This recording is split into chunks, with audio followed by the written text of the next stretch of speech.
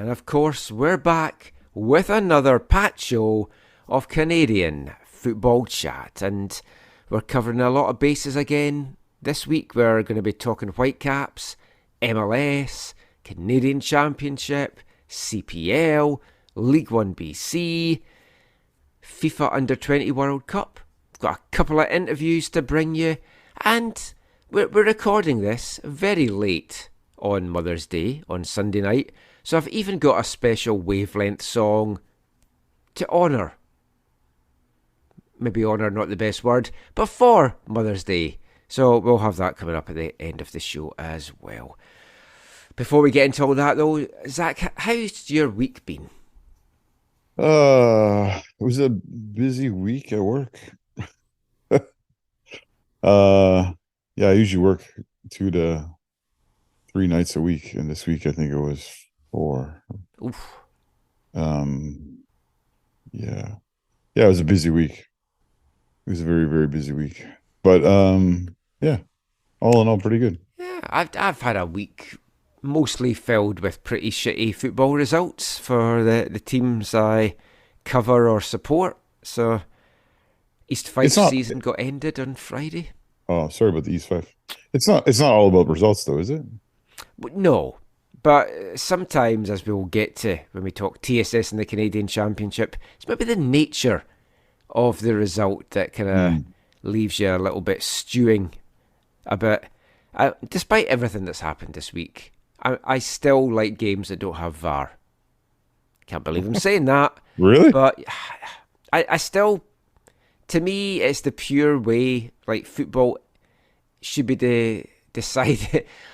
I was going to say, football should be decided on human error. It shouldn't. It should be decided on quality and good goals. But you know what I mean. It's like, yeah. I don't know. I mean, we could do a whole show if you want, Zach, about how both our teams were screwed out of Canadian Championship success by bad refereeing decisions. I'm happy to talk 4 parts in 2 hours on that. Yeah. I think your penalty was a little bit harsh, and obviously ours was overly harsh and should have been given one. But yeah, I mean, yours was worse. Like the Vancouver FC for sure. One was definitely worse. But obviously goals change games, but we'll talk about it when we get to that. Yeah, we'll get to the game. Let's start. But VAR, I think I don't know if the game's quote unquote better with VAR. I feel like it's a little bit more fair with VAR. Better, I guess is that's a good way of saying it. Subjective, right? Yeah. But VAR, and we know VAR isn't. It's meant to be perfect, but it still is a little bit. Yeah, I mean, East Fife season wasn't ended because no VAR. It was just a guy got sent off for a second yellow, which for me, I would have been, if he'd been given a straight red, I wouldn't have been complaining about it. It was a kind of elbow to the guy's face. Turned the game. And remind me, VAR can play a role in a yellow that produces a second yellow? Because they can't be involved in yellow cards in general, right? They can only be involved in red cards. I think if a yellow card's been given that leads to a sending off, and I think they can look at it and say it shouldn't be a booking. Okay. I know that obviously they can deal with mistaken identity in that case or whatever. Yeah. But yeah. Let's get on to happier things and start the show. But we're starting by talking Whitecaps down in Portland from Saturday night. So maybe not starting with happy things, trying to go through our rundown. Is there any happy things coming up?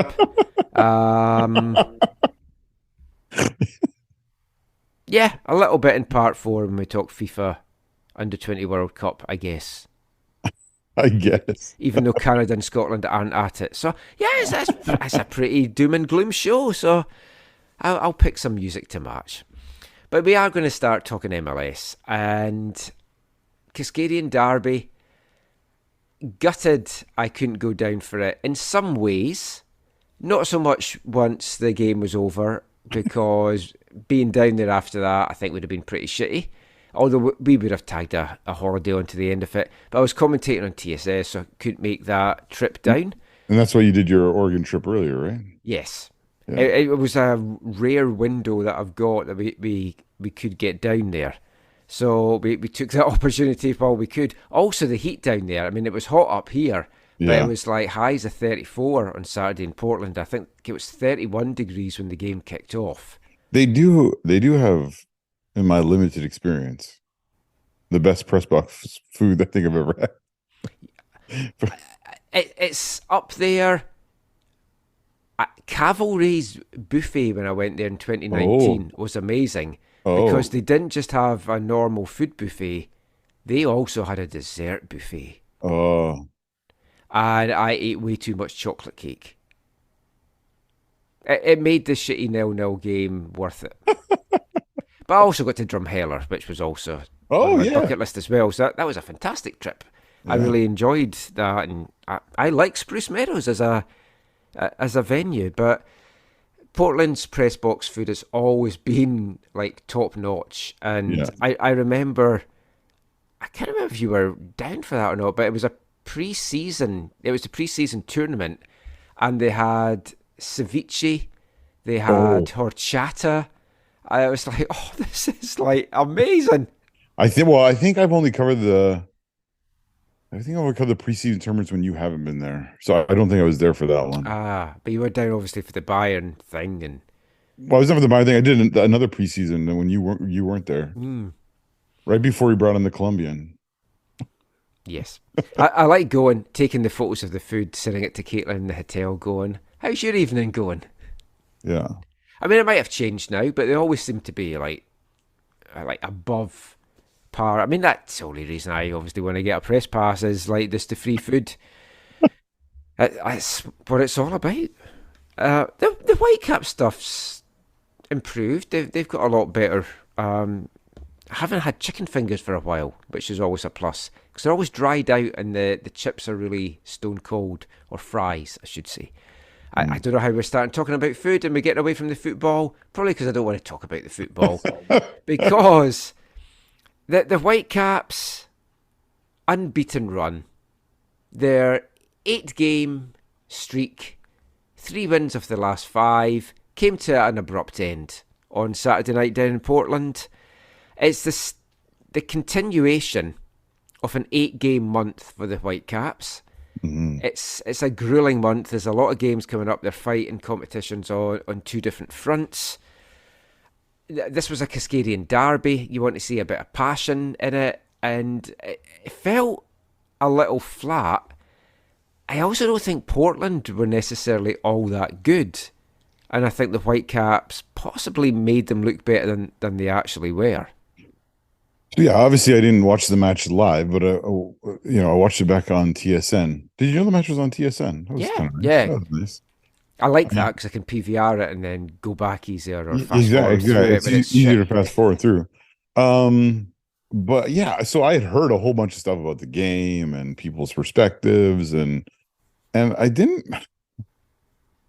think it was as bad. Like I don't think either. Well, yeah, I don't think it was as bad a game as many people made out. The highlights, if you put it down just to the 6 7 minute highlights, I think you'd come up with a very entertaining highlights package. Well, no, I didn't watch that. I didn't watch the highlights. No, I know. I'm It just was like the just game, but saying. So there were certainly moments that could put yeah. together a good highlights package.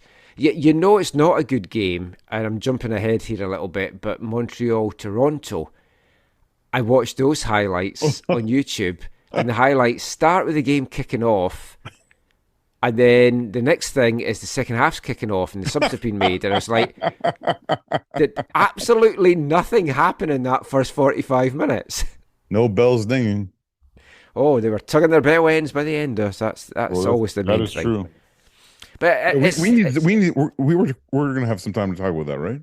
yeah. Yeah. Oh yes, I want to delve into a lot of stuff around Montreal and TFC. We'll actually save all that discussion for when we talk Canadian Championship, and Okay. then we'll bring the Right, MLS right, game into it as right. well.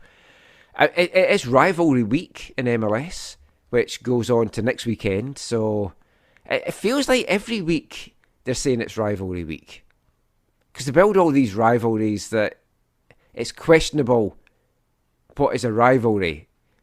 For me, it's local rivalry first and foremost. There can be exceptions, but geographical rivalry. So at least we had that, and we have got another Cup clash coming up at BC Place next Saturday when Seattle come to town as well. But for this one, the Whitecaps travel to Lower Cascadia, sweltering hot conditions, and it's the first of 3 MLS games for them in an 8-day period. They've got Dallas coming up on Wednesday, so it's a tough set of games that is coming up. It was a game and it was a performance for me that, for Vanni Sartini's side, I think you can forget. There was a few good flashes, but on the whole, it wasn't a great game. I can see why people were piling on. There were a few good moments, but defensively they were terrible. Vanni said after the game, I think we deserved to lose, fair and square. So nice honesty there, because Portland weren't any great shakes, but they were the better side. Yeah, obviously Portland were the better team. I just don't know that Vancouver was as horrible as some of the comments I read. I just think it's because of defensively. Yeah, obviously there's some big moments, but 77 seconds in, they're 1 goal down. Yeah, Boley is played through. He's got acres of room again. The marking's terrible. There's so many times in Whitecaps games that a player receives the ball in or around the edge of the box, and there's 3 Whitecaps, but none of them are anywhere near him. Yeah, it seems to be happening a lot. The problem with that goal was the possession was cheaply conceded, right? And then it's a quick recovery and I think a straight pass into Boley, right? Mm-hmm. He took the goal well. Yeah. And at that point, you're like, oh, this could be a long night. But then the Whitecaps went right up the pitch, and Vite had a flashing header that was straight at Ivicic. Right. And that felt like a massive missed opportunity. Yeah. Like when you're watching the game, you're like, okay, you let up a poor goal. And I know part of the problem with the goal was too that I think it was Kubas that had an off night for Kubas, and he most certainly did. And so I can forgive him because he's been awesome. Exactly, he's been like one of their best, if not their best player. But that is one of the issues, though. It's like when he has an off night, it's like you can't just fall to pieces. Yeah. So he gives away the ball on the goal, but then with that the header with Vite, you're like, okay, like if he does better with that, then you're like right back in it. And yeah, it was a free header. It's like anywhere. Make the keeper make a save that's not just straight down his throat. Yeah. But I mean, I thought Ivicic came up with a few good saves. He had one from Schopf as well before they went 2-0 up. He was good. He was good when the Whitecaps were shooting at him. His own team, not so much. Yes. 18th minute, it went to 2-0. The first of the night for Evander. It was a beautiful team goal. Yeah. If you're looking at it from a Portland point of view, beautiful team goal, lovely moving, short passes, the interplay was fantastic, the cheekiness of it, kind of putting it over the players' heads, and a great volley home by Evander. I would think when the Timbers fans look at goals of the season, that's going to be right up there for them because it's a really well-worked team goal. Sorry, they get one lucky bounce in it, but you're right. Yeah, it's good. It's good passing, and the Caps are sort of chasing shadows a little bit. Right? Yeah, because from the Whitecaps' point of view, it was a bunch of statues out there. Yeah, that were just like watching the ball get played around and over them. Yeah, no one covered themselves in glory with that goal. And again, it's Kubas kind of can get some blame for that as well, because after the ball goes over the top, he kind of just, like you said, statuesque kind of stands there, and no one follows the run from Evander. Yeah, it's so frustrating. And he's wide open. I'll come as well a little bit to defence and centre backs as well in a sec once we recap the game. But at that point, I thought Portland was just going to run riot, and it was going to be a pretty heavy defeat. Yeah, it felt that way, because I was hearing updates about the game a little bit, and I was like, oh, 2-0 already. That's not good. Yeah. It's like, which Vancouver team's going to lose by the most goals on Saturday? It kind of felt with at that point. But it felt like from nowhere, they were just throwing a lifeline and they got themselves back. Well, they didn't get themselves back into it, but they got back into it Yeah. with an own goal. Some quality moments on the build-up. Gold's Yes. ball, like that Great little ball. curler, I think it was from the outside of his foot. It was lovely, straight into the path of Gressel. Yeah. When those two link up, it's a joy to watch. It really is. The two of them have that understanding that isn't always there.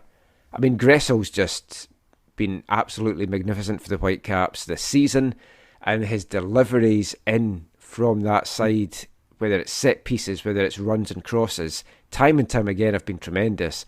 This was another dangerous ball into the box. You had Cordova waiting at the back post, Yeah. but Zach McGraw got there instead, kind of acrobatically Yeah. put it in his own net.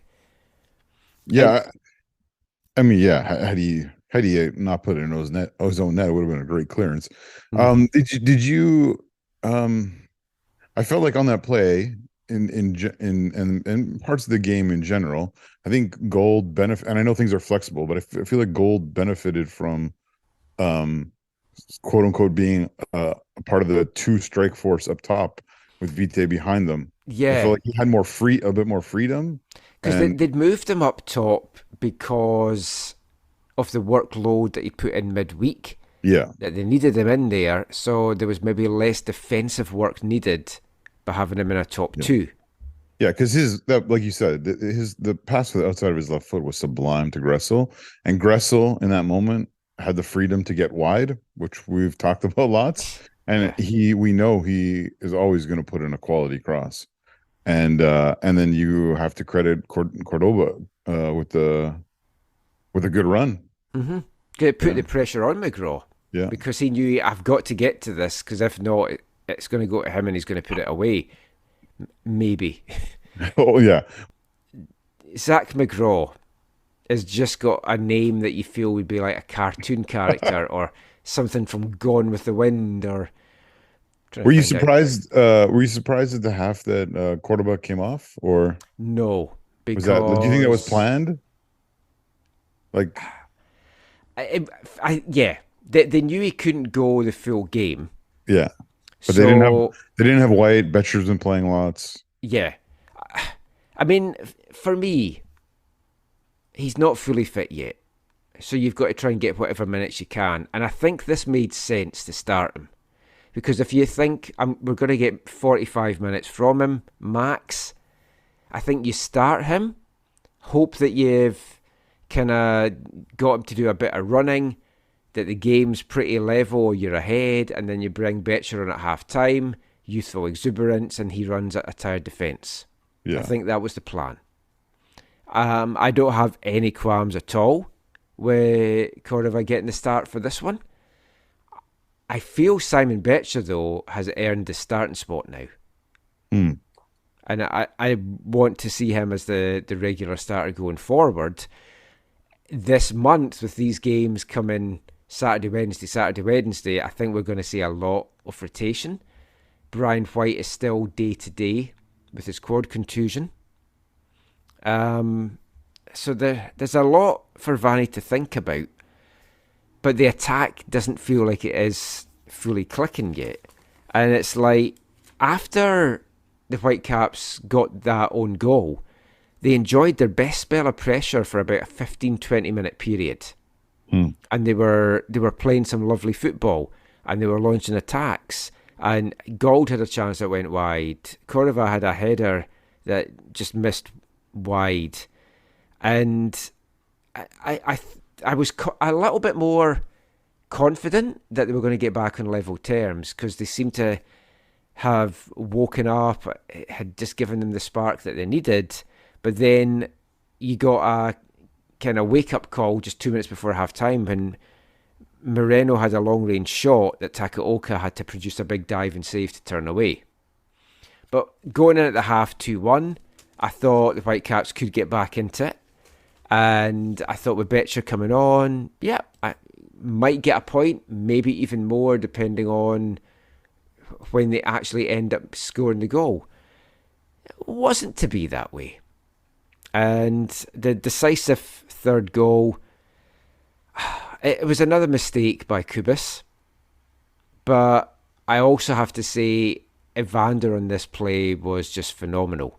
Yeah, you talk about Portland highlight goals when you look at the season. Like, pretty sure that'll be up there. That touch turn, he like spun in a dime to make himself get free, and a nice long grass cutter shot into the bottom corner. Could Takaoka maybe have done better with it? Possibly. But it was a quality goal from a player that was just fantastic on the night. Yeah, the little sort of roulette move from Evander came off like it doesn't always, it rarely comes off in a game that well. It's something you see maybe in training or whatever. They'll post a clip on Instagram or something. But yeah, no, it came off so well, the roulette, and then just a good finish. Do you think? Yeah, do you think Takioka should have done better? Possibly. It was right in the corner. So, I mean, you'd really have to have got down pretty quickly. And I'm not sure he was fully expecting him to get the shot off from there. Hmm. Because, again, you could blame Takaoka, but you can also blame the defenders for not getting a block into that. I wonder too. He's also trying to judge the bounce on the ball because it bounces like almost in front of where he Yeah. dives, and I think that didn't help things for him. But that was 9 minutes into the second half, and at that point I thought, I don't see them getting back into it. It feels like it's No. game over. And like, to be honest, there was some huffing and puffing, but there wasn't really any big moments that you're like, oh, that's gonna get us back into it. Oh, here we go. And I think Portland just comfortably saw that one out in the end. Yeah, yeah, yeah. I mean, there were some encouraging substitutions. Obviously, you talked about spreading things out with all the games in the month or whatever. I think people were probably hoping more for Ahmed replacing Schopf, and Yeah, I didn't and think Luis Even Martins had Caicedo. a good game. Yeah, I heard some people ragging on him for sure. I mean, he got a couple of shots off, but I just don't think he had that good a game. Yeah, and even the Caicedo sub, I think you were hoping for more spark from. Yeah, I'm worried how long it's going to take Caicedo to find his form again. And I understand why he's not in top form. Obviously, rusty, as in rusty, not Russell Tybert. But it's going to take him a while to get up to that Caicedo that we saw year one here. Hmm. But we desperately need that Caicedo. Yeah. That is a difference maker for the team.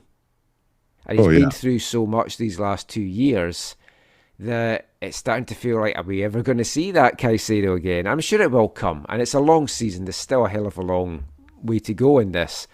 But these are the things we need to see. We need to see him having that spark. We need to see the attackers more clinical when they get those chances in front of goal. Like Vite, if you've got a free header, you've got to make the keeper make a decent save. We still are not seeing the best of Ryan Gauld. So there's a lot falling down on that side. Defensively, we've been fairly strong over the last 8 games. We all know about Takaoka's shutout streak. I am a little bit concerned about the centre-backs. It feels like we're kind of running Blackman and Ranko into the ground a bit. And it's a long season still to go. I know we've got Kurifa Yao that can go in. There's some other players. We can play Javane there, move some folk around. That would be one of the additions I would like to see in the transfer window, is an experienced centre-back. Yeah, because both Yao and Laporta didn't even get off the bench in this one, right? And Yeah. they're both options there, obviously. Well, yeah. I mean, for me, I'd like to see Laborda there, but Vanny clearly sees him as a right-back. Yeah. And Yao's, I think, lack of pace and experience is a concern, and Yeah. Laborda, his lack of size and Vanny's vision for him are the barrier there. So that does feel like a big gaping hole, because I don't think they'll add offensively unless you call up Levante Johnson, who has had quite the week. Yeah. Scored today for WFC2, scored midweek in the Canadian Championship game, and looks a real talent. Now, obviously, we can have another couple of call-ups for him, but he can only play in 2 of those call-ups, so he's played in the Canadian Championship game as one of those 4. So they might have to make a decision sooner rather than later on him. Mm-hmm. But he adds something to the team. And what I like about having him and Betcher and Ali and the younger guys, they are bringing that kind of... I know I've used this phrase a few times in the season so far, but that youthful exuberance. Yeah. Which gives us a bit of an edge. And with all respect to Brian White, he kind of just plods along a little bit. We'll get a good idea of the depth of the squad this month because they're all going to have to get used. Whether it's Johnson or someone else, they need. Yeah, I think they, in addition to help at center back, I do think they need some kind of offensive spark to be brought in, or like depth that's like quality depth. Because Yes. I think with what you've seen from Cordoba and White and Betcher, there's some good things for sure, but it feels a little incomplete, and it feels like a little too, on the whole, injury prone-ish Yeah. to let that be all you have for the rest of your season. And obviously you can shift other people up there like Gold or Caicedo or whatever, but yeah, it feels like those are, I think two spots that need strengthening. And I know also other people would say, yeah, like maybe like the wing backs as well. I don't know, heard like you said about Yeah.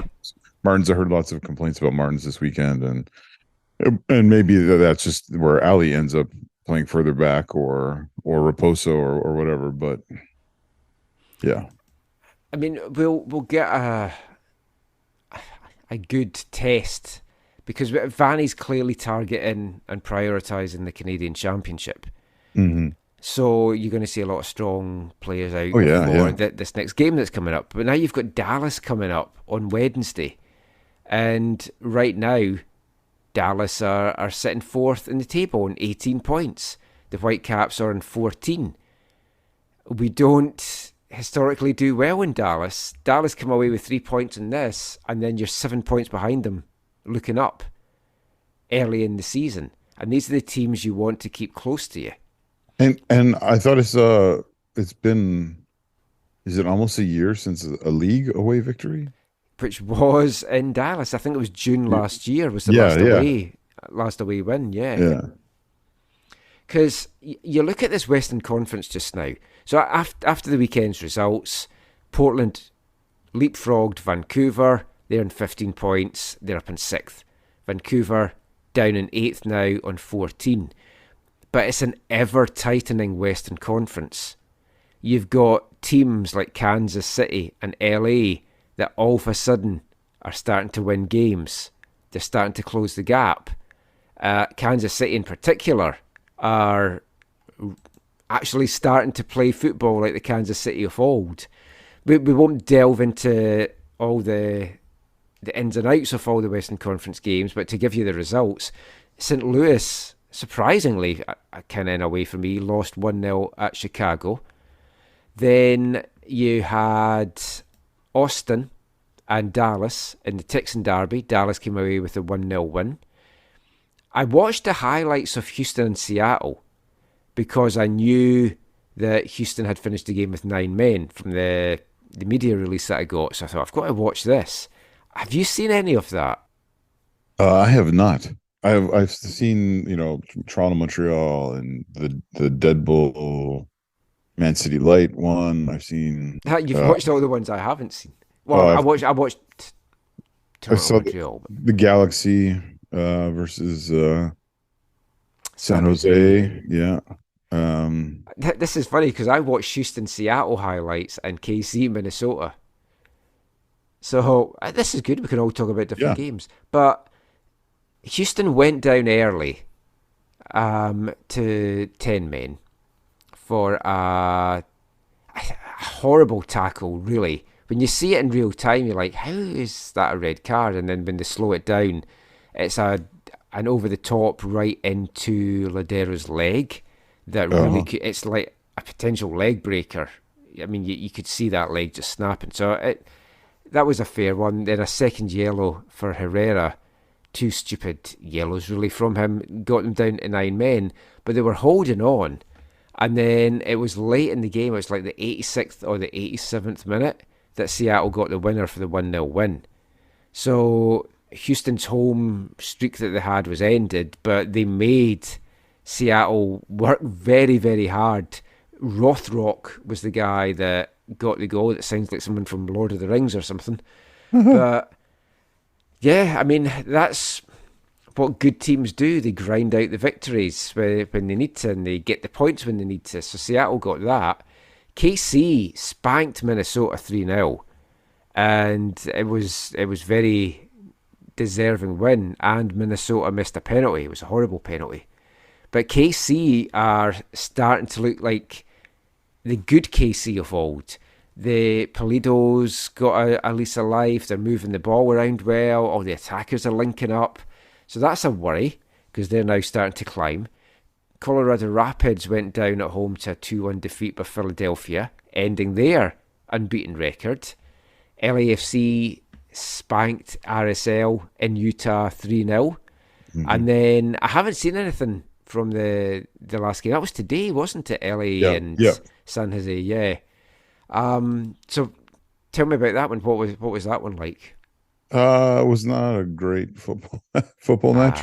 I'm trying to remember the first goal. First goal was a header off a corner. On the Ironmark Caceres. Yeah, it wasn't really great. And then Two goals in stoppage time. Yeah, then were they both stoppage time? I didn't even realize that. I was watching on fast forwarding it through on TSN a little bit. I just saw the Ladero red card for the challenge of Ladero. That was pretty horrible. Yeah, like when I first saw it, I was like, "What?" And then you get the other angle, and you're like, "Ooh." The second, I almost broke his leg. The second Galaxy goal was the guy who they got from Frankfurt, who never played for Frankfurt, who like came off the bench and horrible playing at the back from San Jose. He just stripped the ball, went in alone, scored, and then pulled like a Brandy Chastain where he pulled off his shirt and had his measurements shirt on underneath, and celebrated like he was like he actually played for Frankfurt. It was. I mean, it's good for the Galaxy. There's a lot of stadiums, as I watched the highlights of some of the other games, that there's a lot of emptiness. Yeah. Yes. Like I was surprised the Houston one as I watched the Ladero stuff. And even the Galaxy one. I know that there's been major issues, and it looked like ACB was back for the first time in a long time. Yeah. Yeah, it has to be concerning around the league, and I don't know how much the Apple deal plays into this. We've talked about it. It's like if you're not seeing your team on TV, you start to lose interest. Well, Apple is so generous, Michael. They started to give away 3 months at a time. Now, is that legit in Canada? Because I saw some people on Twitter saying in Canada they couldn't get it. Yeah, the codes just seem to have worked in the US, but I don't know if anyone has managed to get the free month in Canada. Let us know, and let us know what code you put in. I think I saw one person who did, but I think I also saw JJ's tweet saying it's not working in Canada. Yeah, but then they had this issue as well, though, when they rolled out because a lot of media got free media. Yeah. So they can at least watch and cover the game. But the ones that they gave here in Canada were only valid in the US store, and you couldn't redeem them in the US store because you had a Canadian address. So I think it's just little things like that they may be rolling things out without thinking, crap, we need a Canadian, because there's two countries in this league. Who would have thought they'd forget about Canada? Well, remember it's an American league, right? So top tier in Canada. I just like having these recurring conversations. But the standings. Out on top are Seattle, 23 points from their 12 games. LAFC, 21 from their 10, so they've got 2 games in hand. Then there's 5 points separating St. Louis in 3rd and the Whitecaps in 8th.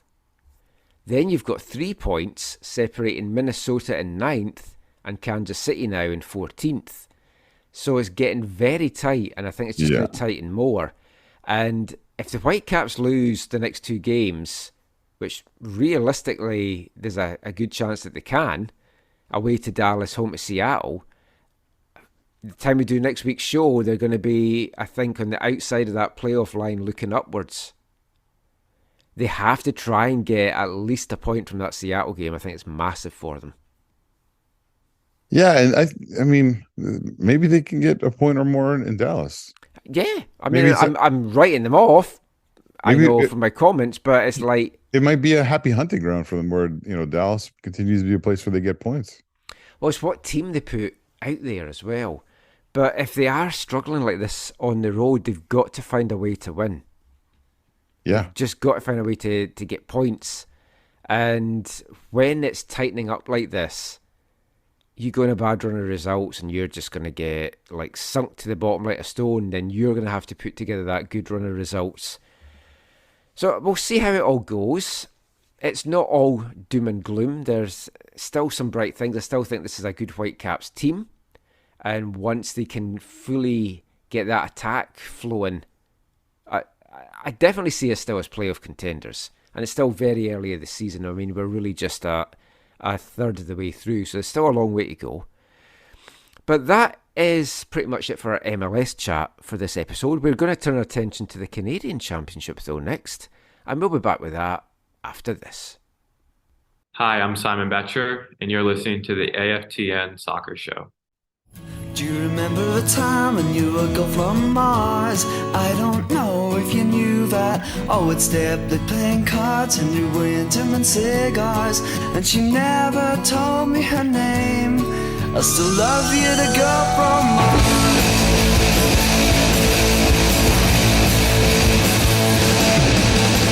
Sitting in our dreamy days by the water's edge on a cool summer night, fireflies and stars in the sky, gentle glowing light from your cigarette. The breeze blowing softly on my face reminds me of something else, something that in my memory's been misplaced.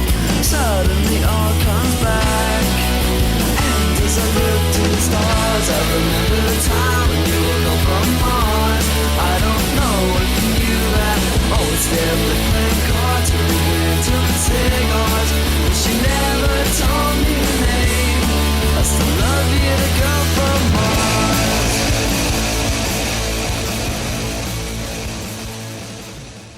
Welcome back to the AFTN Soccer Show on CITR Radio 101.9 FM. And kicking off this part, it's our Artist of the Month for the month of May here at AFTN. Irish band Ash, and that is a song from 1995, taken from their debut album 1977, reached number 11 in the UK charts. That was Girl from Mars, one of their more well-known songs. Do you remember I Knew a Girl from Mars? I don't know if you knew that. I always wanted to go out with a girl from Mars. Think of all the free chocolate you'd have got. I'm sure that's what that song was about. We're going to turn our attention to the Canadian Championship in this part because what an interesting week of action. It was crazy. That was 4 quarterfinals that all produced talking points for very different reasons. Yeah. But we'll start chronologically. We'll start on Tuesday night. 2 matches in Ontario. Yep. And we'll start with the big one. Toronto, Montreal, the all MLS clash. Oh, let's start with the big one. Let's start with the other one. You want to start with Forge Ottawa? Okay, let's start with Forge Ottawa, the all CPL clash. Yeah. That saw potentially one of the worst penalty shootouts. Yes. You're going to see in professional football in Canada. That was so bad. Oh, we were...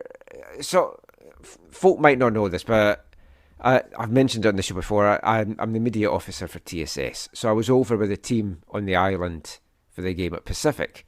So our dinner, I think, was 5 o'clock on Tuesday at the hotel. So we'd had dinner, and a few of us had our phones, and players had the phones, and they're watching the end of the TFC Montreal game.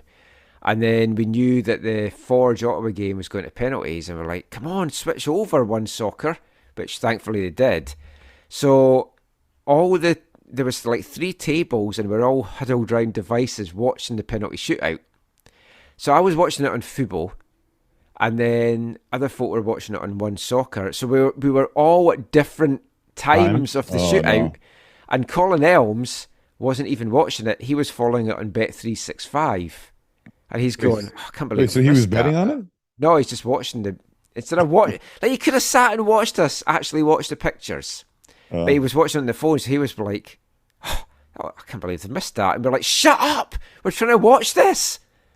So there's a really fun dynamic going on. I'm telling him to shut up. He's going, I've just got a feeling they're going to miss again. And we're like, shut up! Okay, well, remind me though, was it a 1-1 draw? It was 1-1 after normal time. Forge took the lead, and to be fair, I thought that was going to be them just win the game in regulation by that point, but then Ottawa came back. Was it a late penalty for Ottawa? No. Okay, no. I'm getting the games all mixed up now. Yeah, it was Kyle Becker with 15 minutes to go. Right. Oh no, it was a penalty. Sorry, yeah, it was. It was Ollie Bassett. Yeah. So much happened. I'm trying to think I'm mixing games up. Yeah, you were right. It was Ollie Bassett that hit the penalty. Was it 1-1 then, or was it 2-2? No, that was 1-1. That was 1-1. Okay. The penalties finished 3-2. After one penalty was scored from the first 6. Oh yeah, it were some horrible taking penalties. It's like we were watching it, laughing, going, "Are these professional footballers?" I mean, there was a couple of decent saves in there as well. Yeah, I mean, I'm saying about penalties being missed, but you've got to give a little bit of credit. I think the keepers guessed right for pretty much every single penalty to start with. Yeah, but it was awful. Because I try to remember who went first. I think Hamilton went first, didn't they? Ottawa went first. Actually, let me pull this up. Right, Ottawa went first, yep. Malcolm Shaw missed. Tristan Borges missed. Ollie Bassett missed. Noah Jensen scored. Sam Salter missed. Passias missed. Then DeSantis and Ashinoti Johnson scored. Then Luke Singh scored. Then Jordan Hamilton missed. Then Zach Verhoeven missed in sudden death. And then Abubakar Sissoko got the winning penalty. So it was 3-2 after 6 rounds. But I really felt for Zach Verhoeven. I know you won't care for him much after Saturday night's game, but former UBC man that I commentated on for his whole career, TSS Rovers player as well. So always got a lot of time for Zach. We've chatted a lot over the years. I've watched him so much over the years. And after they got themselves back into it, I just felt for him so much that he just blasted that one over. But that was horrible stuff. And what a wasted opportunity that was for Ottawa. Oh, yeah, big time. Like, when I went to shoot, he thought, okay, there's a chance. Because I always think that, what's his name? Tristan Henry's overrated in CPL. So he's a good keeper, but I think he peaked in that first year. Well, he benefits from having such a good team in front of him. Well, yeah. But when you've had a David Edgar in front of you for a number of years. Yeah. And players of that ilk.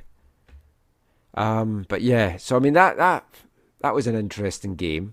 And speaking of the BC connection, it was it not Melvin, right? It was Melvin. Yeah, Melvin's been in goal for Ottawa now. Because Ingham's injured for I don't know how long. He's yeah. So the other game on Tuesday was the all MLS clash, and it finished Toronto 1, Montreal 2. Montreal went into a 2-goal lead. ZBG in the 35th, Offer in the 39th. Then Insigne pulls one back a minute before half time. But Montreal hold on, win 2-1. There's talking points on the pitch. There was talking points off the pitch. Was there ever? From before and after the game. the big incident before, which some of you may not have seen. If you're not on Twitter, well, if you're not on Twitter, you're not going to have seen this. Oh wow, okay. Toronto fans basically. Was it before kickoff? Yeah, this is what seems to have come out. It was before kickoff. Toronto fans basically just kicked the shit out of some Montreal fans. Someone had posted in one of the Discord channels that what they've been told the version was, so again, take this with a pinch of salt, was that the Montreal fans were being disrespectful during the national anthem. And the TFC fans took offence, and as you do, you then just kick the shit out of someone. I thought I also saw videos of some Toronto people putting out videos of what appeared could have been the Impact supporters approaching or aggravating things with Toronto fans that are in that upper section. I haven't seen any of that, but I did see some Toronto fans talking about. I might have misunderstood what I saw there in some of those videos, but yeah. But regardless, I mean, no matter what, if it was taunting the anthem, if it was things with other non-supporter fans, whatever, like one issue that I can sympathize with in this whole scenario is a lack of appropriate security. I was going to say exactly that. Like you can't. I mean, you experienced it this week at TSS, and you experienced the exact same thing that we experienced. With Fanatics for the first match over there. There is a lack of understanding, and there is a lack of appropriate security for things, and not because. And it's not like we don't need a full yellow guard of security around away supporters, but we definitely need more than what's in place right now, because and there needs to be a little bit more education on like taunting and whatever. But I think with Montreal and Toronto though, it's on a different level. The hatred's on a different level, and it goes beyond soccer as well. Oh yeah, totally. And but also the possibility of violence or whatever is way higher because there's a history of it. Yeah. But I also think there has to be a better understanding that it's fine to have away sections, and even if you've got security, but you can't then let the home fans walk past your section. Yeah. Oh, yeah, yeah. Because that happened on Wednesday night. It was a good-natured game on Wednesdays. There wasn't any trouble. But that is a recipe for disaster. No, but that's Michael. That's partly what led to the individual who threw the beer can. It wasn't just Aparicio's goal and the shushing. It was all the people walking by throughout the game, showing their fingers and whatever, yelling things and whatever. It was like a buildup of all that stuff, right? Well, like on Wednesday, there was little kids. Like if you picture like being in the stand. And then to the left, there's that kind of big concourse area. And there was kids just throwing firecrackers constantly. And nobody came over to tell them to stop throwing them. Firecrackers? I don't think I saw that. Which it's like they could ended up have thrown them anywhere. But then like our guys were then going to get beer in that section, and there was firecrackers getting thrown, and it's like... Yeah. They need... like. I think Canada soccer's worst nightmare would have been if for something to kick off on Wednesday following what happened on Tuesday. But it was always going to be a good-natured kind of affair, I think. It was not a total love-in, but there was a lot of respect between the fans and everything, because we're obviously a minnow that went there as opposed to like a league rival. But it just takes one idiot that's had a few too much drinks and then says something and then stuff. Like when you feel your team's been robbed by a penalty, somebody to say the wrong thing and something can kick off very, very quickly. Totally. And I don't know that we will ever get the full thing as to what happened in Toronto. Montreal were quick to react by banning all the TFC fans for this game on Saturday, which I totally get why, and I think it was the right decision. It's shitty, though, if you're a TFC fan that's booked a trip, accommodation, flights, train, whatever, because you're not going to get that back. So you either go and you end up not going to the game, or you get a ticket and don't wear any colours, or you're it's just, it's not ideal to have it at such short notice. The other, and some Toronto fans did go. I didn't know if they did or not, but I would Well, imagine that they would I'm have. pretty sure I saw some pictures of some Yeah. people. The investigation then saw 4 fans banned for life from all MLSE arenas. Now, they didn't say who the fans were and whether it was for that incident Or this other incident we're going to talk about, or both. I imagine it's from both. yeah. Because the end of the game incident was bizarre.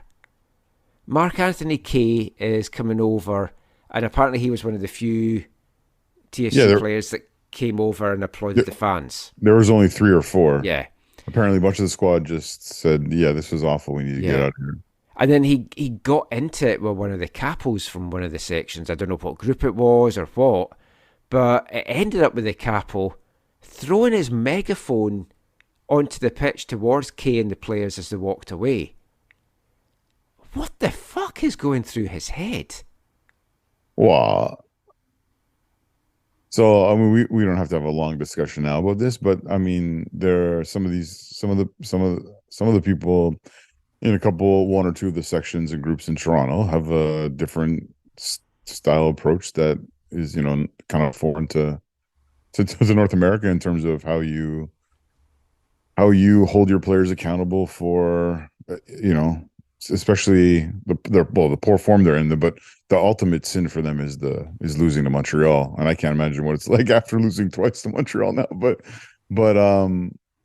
But yeah, I mean, I get that, but you don't throw a megaphone towards your own player. No, but I mean, but honestly, some of these people, Michael, come from the school of like the kind of the ultra movements in you see in Europe, where it's like, you would have seen them been like call the players over to ask for their jerseys, not because they want their game worn jersey, because the players aren't worthy to wear the jersey because they've been so poor. Or they storm the dressing rooms like Sporting Lisbon. Yeah. So again, I'm not condoning any of that. I'm just saying this is the culture from which it comes, right? So Megaphone Violence Awareness Month will be coming up. Oh my goodness! But I think, and I'm not sure who it was either. I thought I know some of those people over there, and I can't quite tell if the person who threw the megaphone is one of the individuals I know or not. And I haven't reached out yet, because I'm sure there's been lots of people reaching out. Because it would be interesting to know if it was from that incident as well that led to I'm sure. anything. Oh, that, yeah. Well, it only looked like there was maybe 3 or 4 Toronto fans who attacked the Montreal fans or got into it with the Montreal fans, right? So yeah, I think they'll ban those people, and then the person who threw the megaphone, I assume, will get banned as well. I mean, part of the frustration from other people in Toronto is, there was the incident, obviously, at the game in Ottawa and the Voyageurs Cup with the fire. It wasn't. I don't think it was a planned fire. Obviously, it was just an incident with a flare that kind of came off the wrong way, the group was banned and whatever, but then the group just renamed and all the same people were back, right? So, and now there's talk about how do they actually, without facial recognition stuff, how do they actually keep these people from being in the stadium or whatever, right? Like, there's all these different kind of questions around how this will actually play out and what it actually means. And yeah, I mean, what they do in England is they have to sign in at their local police station on match day. Yeah, I don't think we're quite at that level over here. No. Well, and you see that happens in other places as well. I think in Italy. Oh yeah, in that film that we watched, Ultras, where they were doing that as well. Which I think that's based on some things from Italian culture, I think. The disappointing aspect of this for me, and interested in your take on this as well. So, like, you're trying to help grow supporter culture here in BC, and you have been for a number of years. And what we both want, we might approach things differently, or what we kind of want to see from fans at ground and whatever, but we're on the same page in that to help grow this game, you need healthy supporters and a healthy away support Mm-hmm. helps grow games, helps grow rivalries, helps grow interest and communities and everything like that. And it's these little incidents that can spoil that, because the more of them that happen, Canada Soccer can turn around and go, there'll be no away fans for this. You're right. There's potential for that. I feel like the CSA wouldn't do that for the Voyageurs Cup, because obviously the games are midweek and it's a struggle to get them anywhere near the stadiums, anywhere near full. So I don't see that necessarily. I think we might be having a different conversation if this was, let's say, one of those Eastern MLS clubs and a CPL club, that has less history. But I think because it's Toronto and Montreal, and this was both two MLS clubs and people with history, right? Like, or groups with history. That I don't know that the reaction will be that harsh. I mean, obviously, No, I mean, I don't think we're at that level yet. Right. But it's like, if this it's not keeps helpful. happening... I totally agree with you. It's not helpful. I think it also, I hope that in these remaining games of the Voyageurs Cup, and also in the remaining league games, especially in the Canadian Premier League, but also for the MLS teams that play in the American League, I think that hopefully there are better stories of how fans, one, behave, and two, interact with each other and whatever. Because in the CPL, right? Like it's. Yeah, I don't remember, for example, reading anything that kicked off between Edmonton and Cavalry fans. No. I mean, the worst thing was Edmonton fans, I think, tore up some seats at Pacific. But that's the thing, is a lot of the CPL groups, it's almost like a love fest, right? Like which is not bad, but can also not be helpful for growing rivalry. Yeah, it's a little bit of a I'm with you on that. Yeah, it's a little bit like. See, what I love about League One, and I'm meaning like League One across Canada, is because it's all localized. You've got that potential that as teams grow, as teams get supporters groups, as teams get just mums and dads, families, fans, just whatever, they'll start to travel, and you will get away fans at games. And we haven't quite obviously reached those levels yet here in BC. TSS, for the games in the Lower Mainland, their Swan Guardians, they go to those as a good turnout. Altitude travel in numbers as well. And it's just like growing these clubs and growing these communities. And I love nothing more than being at a game where you've got both sets of fans and you've got dueling chants going back and forward. Just makes such a wonderful atmosphere. Oh, yeah. I mean, I couldn't hear them, but it was great to have there at least 37 Cavalry fans at the first game at LEC, and like, just I think there was about 40 Zach Verhoeven family members that were out on Saturday. That's what it looked like on camera. Yeah, but they only sing when they're one of the Verhovens was scoring, I think. Yes. But you have a goal, Verhoeven. But no, I agree with you. I think when it comes to like, not just the supporter culture, but just like support in general. Yes, we're in a place where, not just in BC, but in the country, this is all about growth, right? This is all about, because there is and some people have been having this conversation in different places. We're in this place where we don't have the people who like love these clubs so much that they're there no matter what, right? Like, no one's there, literally. No, you can't even say that, I don't think, about Montreal and Toronto and MLS even, and obviously definitely not about the Whitecaps. But there's not enough people who like love football to the level that they're going to be there no matter what for their local club, because they want it to succeed, right? And I'm talking about not just like in the supporter end, I'm talking about in the stadium as a whole. And so I think everyone is trying to grow all parts of their stadium, the supporters part, the corporate areas, and the families. You need it all for it to work. You need it all, right? No one's at a place where they're kind of turning anyone away, and so it's the growth is slow, but I think there are some positive signs, and there's some positive. We've been talking, you and I, just about there's challenges, but you can view challenges as um, barriers, or you can view them as opportunities. And I think there are a lot of really exciting opportunities across all levels of the game in our province, and I would argue, in our country in general, because it's exciting. One of the things that's been exciting for me in this process, especially the last year or so, is just meeting people who are excited to be involved more than they've ever been before, whether that's a season ticket, whether that's in help creating the atmosphere, whether that's in painting stuff and like making the stadium more their own and welcoming, and Well, all when that you kind of did your stuff. thank you post on the Fanatics Facebook for everything that had happened for the home opener, I was very impressed by how many folk you were thanking because of how much involvement that you'd had.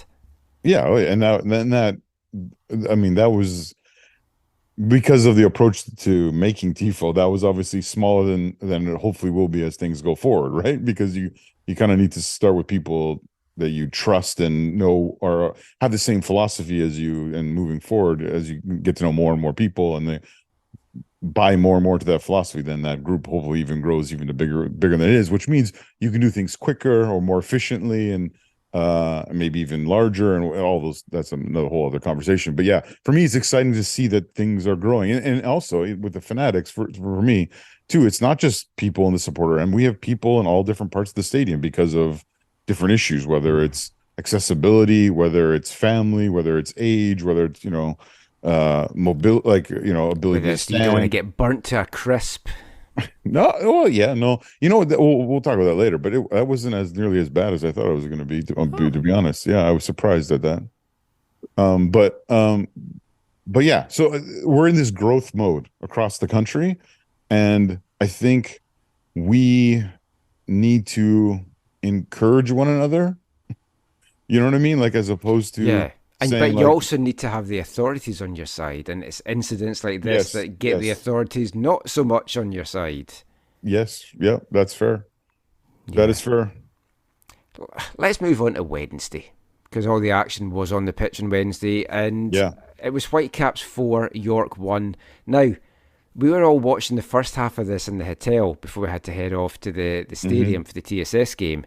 We saw the shit half because the Yeah. second half was fantastic. Yeah. First half was pretty bad. But it's a PVR'd in football, and I haven't actually fully watched it back. I've just watched the highlights. But, I mean, Vancouver turned it up a notch, and I think it it did feel that if Vancouver got that first goal, if the Caps got that first goal, then they would push on and have a comfortable victory, and But they did in the end. but it's also York kind of self-destructed, if I remember Oh, they correctly. did. I mean, the Caps had 27 shots. Yeah. York Yeah. managed Yeah. six. But what was the first goal? It was great to see an Ada Cookby on the score sheet Oh, for right. the Yeah, Whitecaps again. exactly. So the Dem burst on an own goal, right? Again, we're talking about own goals Yep. earlier. I think it was Rusty who took the shot, right? Yeah, kind of fired one in, crashed off the crossbar, and then, unfortunately for Elijah, wrong place at the wrong time, and ends up in the back of the net, and then the dam is burst by that point. Yeah. And but as much as you felt like York kind of gave that one away, unfortunately, the second one was just as bad or worse. Yeah, I kind of felt bad a little bit though for Giantsopoulos because he'd had a really good game, he did a string of good saves, Mm-hmm. and then just seemed to go on a bit of a walkabout. Yeah, with that outside the box header, and then falls to Betcher, and he kind of lobs him slash everyone else from what, 5-10 yards outside the box or whatever. Yeah. I mean, that's the confidence Betcher's got just now. And, Yeah. I mean, the third goal, it's Levante Johnson, mentioned him in the last part. Goal of the night, Pedro Viti with the assist. And just the thought of having Betcher and Johnson as a front two, oh, the damage that could cause. Johnson's finish, the move, and the finish with the sort of chip sort of with the outside of his right foot was, yeah, it was by far the best part of the whole match. With I think York's goal, Yeah, Austin close second. Ricci scored in the 90th, and it was a long ranger. It was well taken, but by that point, obviously the game was done and dusted. And then 2 minutes into stoppage time, Gressel fires home from the spot, and it's a 4-1 victory. Hmm. I mean, the most dominant performance from any of the four quarterfinals on the night, and the Whitecaps win, set up a BC derby, and it was just going to be a question of, was it going to be travel over to play Pacific again, or could TSS pull off the shock? And obviously, I could do a whole show about that TSS game, but we won't because we're already over an hour into this one. But it was another special night, and it, like the Valor game is right up there in my top 5 football experiences of all time. It was just phenomenal.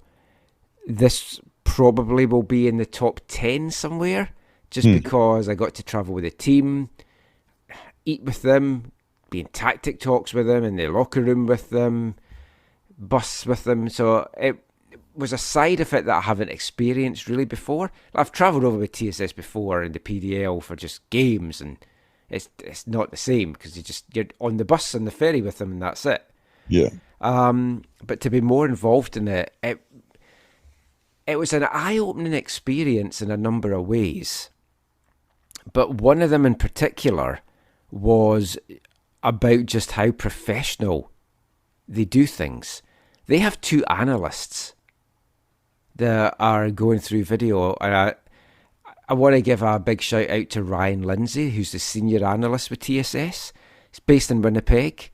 He spent hours, I think he said something that was like, it was about 150 hours on each player that he was like delving in to do the video stuff. Even the night before the game, we're all in Colin Elm's room just having a chat and some drinks and snacks. And he's still beavering away, working out and looking at these clips and showing Willie stuff about, oh, look, this is how this guy does that. This is how we play that. The amount of work he put in was phenomenal. And the professionalism that everyone at TSS had, we brought over trainers, we brought over massage people and everything for the game. And from the feedback we've had, it's stuff that CPL teams aren't doing, which kind of lets you into how maybe far behind some of these CPL teams are. Well, TSS is dealing with no budgetary limitations, though, right? CPL teams have budgets on how much they can spend for all their staff is included. Yeah. It, Yeah. So I mean, but plus TSS has all that money their owners put into the club, right? Exactly. It's like Scrooge McDuck. We're just rolling in this just now. But that is something that I think the CPL CSB needs to look at, is extending this budget to let these teams do that. Afshin, is that you? I'm channeling my inner Afshin. But I mean, it was a fantastic experience. The game itself was tremendous. TSS were the better team in the first half. Like, they took the game to Pacific. I don't think Pacific expected them to come out on the front foot like that. I thought Pacific would kind of just go for the jugular in the first 10 minutes, but TSS just did not let them get into the game much. A couple of things. One, I might be totally wrong on this. I think the beginning of the game I didn't get to watch live because I was at work. In the second half of the game I got to watch, or the last hour of the game I got to watch totally live. But I felt a little bit like part of Merriman's plan was, I think he felt like the longer it went on, the more they had the advantage. Yeah. Because of their conditioning, because of their experience, all that kind of stuff. Because TSS tired. It was a visible tiring team. So one of the things I know I did not see live, but I have seen on the highlights, was what we talked about multiple times, and what is still a major issue going even into this weekend, was in that 5th minute, you had that shot, and Emil. It wasn't Emil. It was the Oh, backup. it was the other guy. It was Oh, it was the Basket. other guy, right? Oh, yes, I forgot.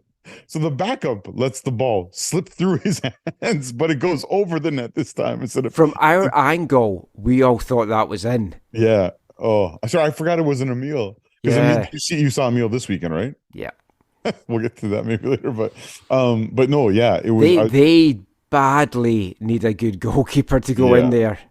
Oh, totally.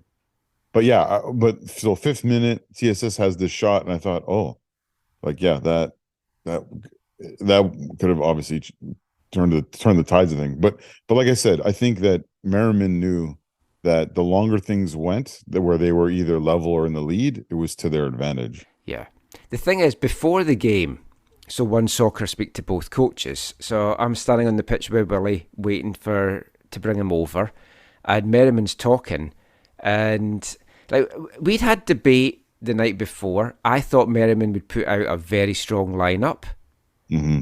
Some of the other guys felt, no, he'll feel that they can get through this without putting out the strong team. And I was like, no, he has been talking up that they see this as their easiest route to the Champions League because you only have to win 4 games at home and you're in the Champions League next year.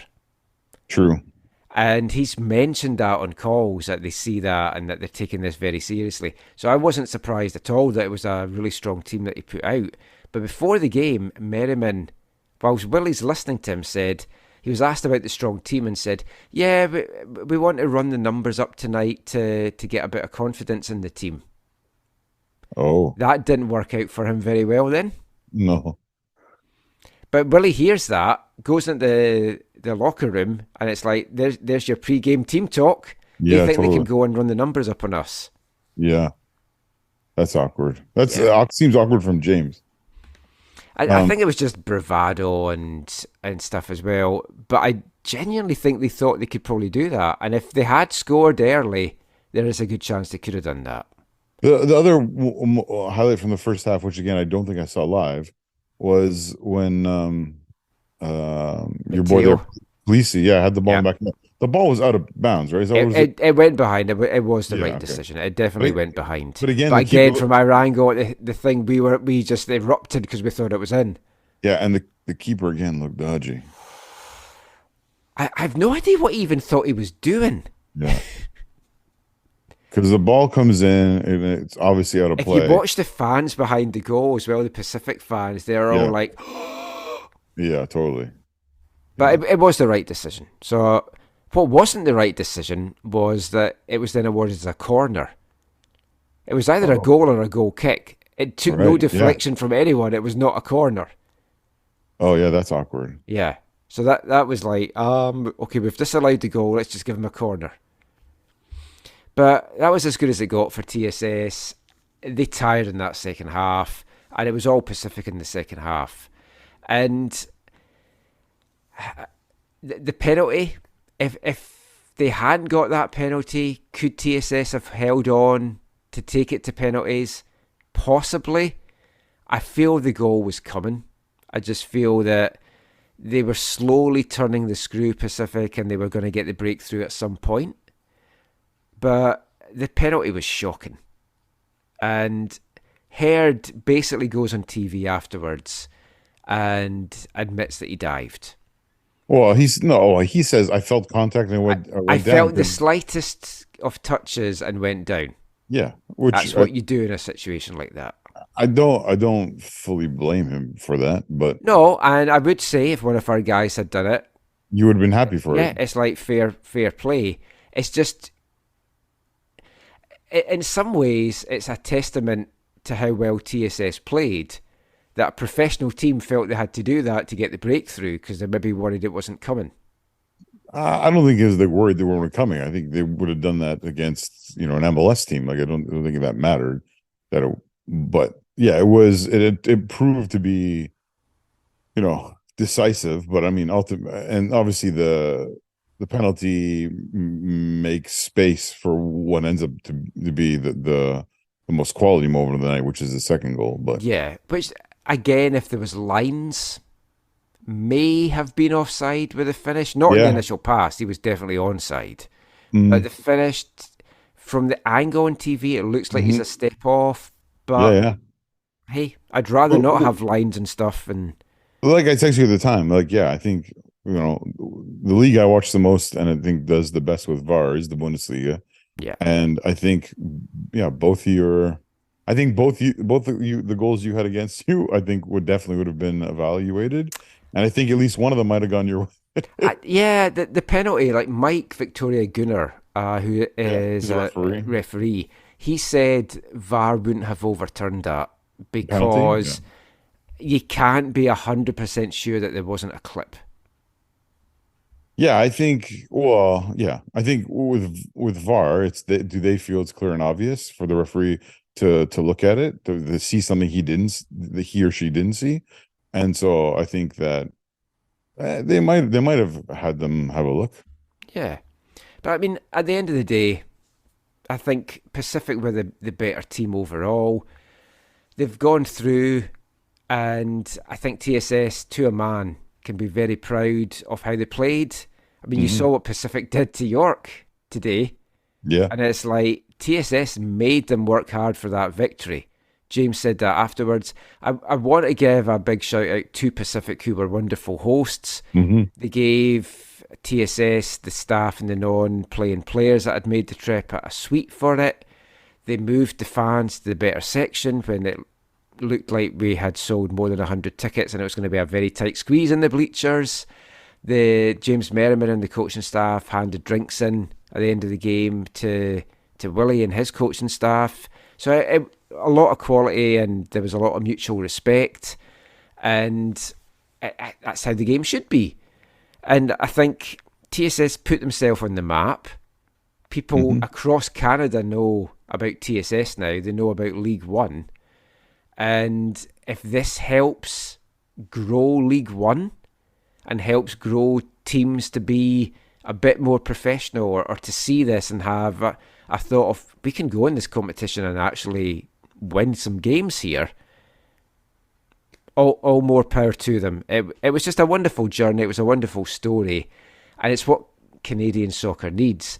We've had it in the US Open Cup over the years. We've had a few shock results down there this season. Yep. And that, like, Cavalry beating the Whitecaps was great. Yeah, it was Pacific huge. beating the Whitecaps, even bigger. Huge, yeah. TSS, massive step for this as well. And I hope we keep seeing it, because that is... I want this Canadian Championship to be thought of in Canada as a massive thing. And it isn't yet. But games like this get folk talking about it. It gets more notice. So, yeah. Here's to more of them next year. I'd love to see the tournament opened up a bit more. What are you thinking for more? So obviously you're going to have the CPL clubs. So it's 8. You're going to have the 3 MLS sides. That's 11. Yeah, I'm not at this stage, and I can't believe I'm saying this because I have been against this before. I don't think you should let in every League One club. Okay. Because it's too much for some of these clubs to try and host a game or to play a game like this. They just don't have the infrastructure. Yeah. So it definitely should be the champions across all League Ones, League One Alberta, Maritimes when it comes to Prairies or whatever. They should definitely all get in. And if these teams end up having to play a playoff round, fine. But so for next year, if there's those 11 other teams, then you got what? League One BC, League One Ontario, League One Quebec? Yep, so that takes it to 14. I'd 14. like to see 16. 16 would be nice. Now, we might have an expansion CPL team. It's probably looking unlikely, I think, for 24, but... I don't think 24, yeah. So then you've got the Interprovincial Championship that comes up, which is going to crown the winners from all the League One BC, Ontario and Quebec. Because with League One BC, it's not who the champions are, it's who's top of the table at the regular season. So again, that's that would be a club from one of the League Ones. Yeah. Right. Okay. I would also like, and again, it might not be feasible depending who wins it, the top amateur team to get in. The Challenge Trophy winner. Yeah, which is something that the CSA has avoided to this point for probably those logistical and financial reasons. Yeah. But I mean, you've got a side like BB5, when they won the Nationals, they could have gone, Like half the TSS team was a BB5 team. Yeah. What about, Michael, then if we're at 14 with those numbers, what if the two clubs, assuming they're not one of those other three from League One, what if the two finalists in that tournament? Yeah, I'd be all for that as well. Because how many clubs are in that There'll be 4 in the interprovincials this year, and Right. then it'll open up. The host and the other 3? Yeah. Yeah. So there's 2 from BC because we're hosting it. Right. Who's hosting it? Do we know? TSS. Oh, so they're in the okay. Yeah. But it's not at Swangard because the Yes, stadium's yes. getting redeveloped. I remember you telling me that. Yeah. So I mean, it could be that TSS are in as hosts, or it could be that TSS are in as champions. So in that case, I would imagine if there's a different regular season champion and overall champion, they would put the other one of those in. But some teams, it's awkward because it's August and their players are away back to college. Right. Yes. Yeah. This is the bad thing about the Canadian footballing calendar. It's all over the shop. Yeah. Because you've got the college teams away for pre-season, like SFU go away a lot for pre-season. So they're down to the US a lot, and there's obviously... I'm sure SFU will cancel their program by then, right? I want to have a good discussion about that, because I don't understand, like not on this show, I don't understand why they don't just move everything back to Canada West, because their players are being disadvantaged because they can't go in the CPL draft. So if the football program ends up going back to Canada West, move the whole shebang. Yeah, I'd love to see SFU battling it out with UBC and Trinity Western in Canada West. It would just be fantastic. Oh yeah, I think it would totally. I mean, there's great rivalry amongst the schools in BC already, and that would just add to it. But... Well, and you've got it in the Shrum Bowl and the football side that they play regularly as well, SFU and UBC. So yeah, hopefully they can move back, but we'll have that discussion another day. Yeah. I think that's a good time to wrap up our Canadian Championship chat. It's already going to be a long show. We've got a couple of interviews to bring you still. So the semifinals, Pacific are hosting the Whitecaps. Will BC still be purple? I'm heading over to it. We've booked a little trip away. We're going to stay in Sydney for a few days and go to the game, and then go a little bit to the north of the island. And then Montreal's hosting Forge. Yeah. Forge. They've had some great battles. Yeah, Forge always fancying that, but I think Montreal started to turn things around, which I didn't see coming, I've got to say. Yeah. That's maybe one of the biggest surprises of the last few weeks. But yeah, we'll see where it takes us. It's a great tournament. Looking forward to the semi-finals. All we know is the final's going to be hosted in BC. We'll be on the island. We'll be a BC place. That is it for the Canadian Championship chat. We're going to continue, though, talking about TSS in the next part as we bring you the last ever interview with Will Cromack as TSS head coach. And we'll be back with that after I was going to say, he's dying? No, he's still going, and he's never leaving the club, as you'll find out during the interview. But we'll be back with that soon. Hey, it's Levante Johnson. You're listening to the AFTN Soccer Show.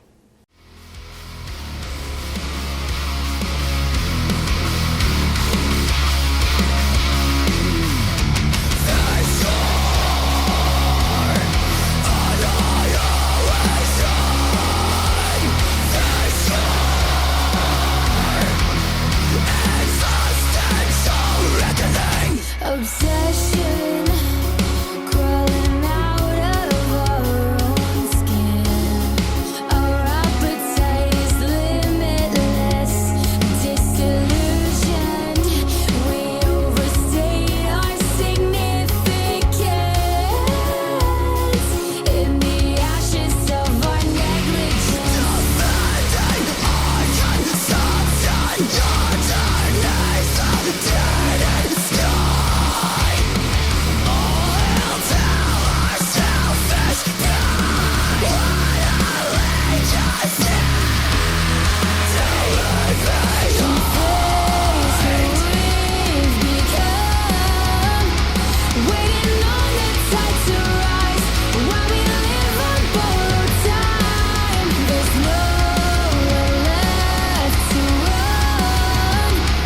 Waiting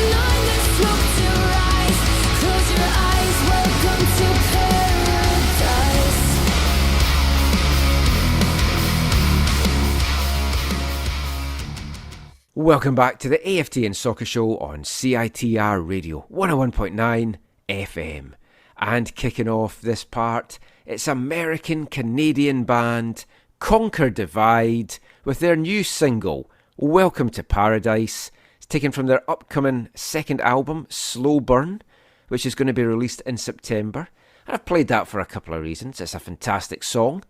But the drummer in Conquer Divide is actually a friend of my wife Caitlin, Samantha Landa.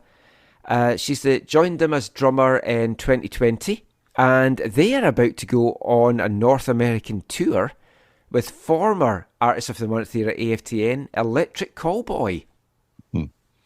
So they're not playing Vancouver. I'm absolutely gutted because Samantha's from Vancouver, so I'm sure she would have loved that home date. They are playing Seattle, so I'm going to see if Caitlin can hit her up for some VIP passes to get backstage in that show. Pretty sure most of her family might be doing that though as well, so we'll see.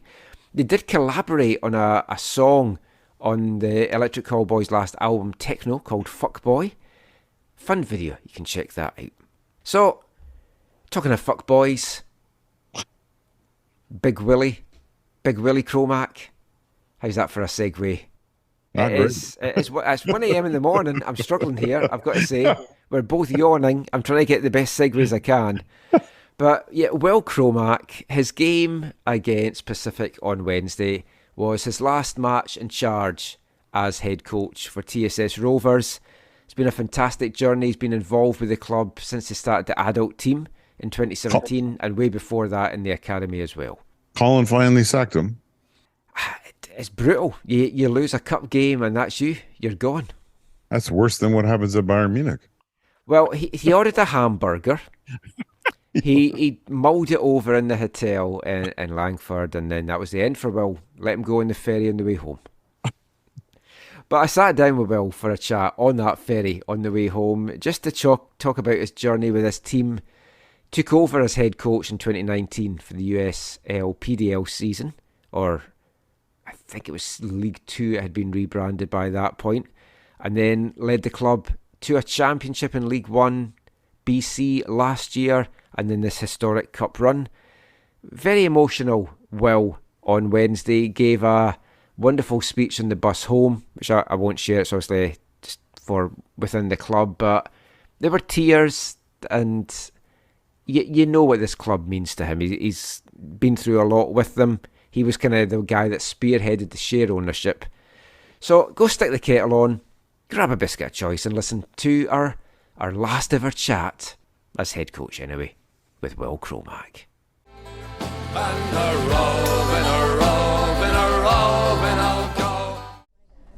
Okay, well, we're on the ferry back the morning after, the night before. How are you feeling just about... Well, first of all, how are you feeling about this game?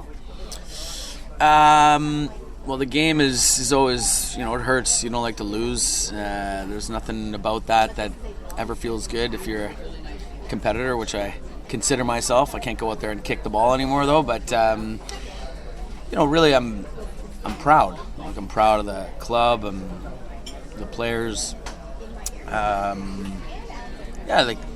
That's the biggest emotion that I have. It's like the pride of what the club was able to accomplish and how the lads presented themselves. They present, like pros. Like that's where they want to go, and that's what they presented themselves like. So, for me, the on off the field it was symbiotic. Like I just think the club's done an exceptional job, and we should all be proud of ourselves as well. You talked in the build up to this. You weren't wanting to be embarrassed, like by the whole cup run, not just this game last night. And then we saw the great performance against Valor, and I think most folk watching that game against Pacific have you pegged as being the better team in that first half. Yeah, I mean, I'm not ever going to be the guy who's going to say that we were the better team. I mean, there's some really, there's no holes in that Pacific roster, I think, top to bottom. I would say that's one of the top two teams in the league right now. Really well put together, well run, very classy in the way that they supported us. We did what we came to do for 60 minutes.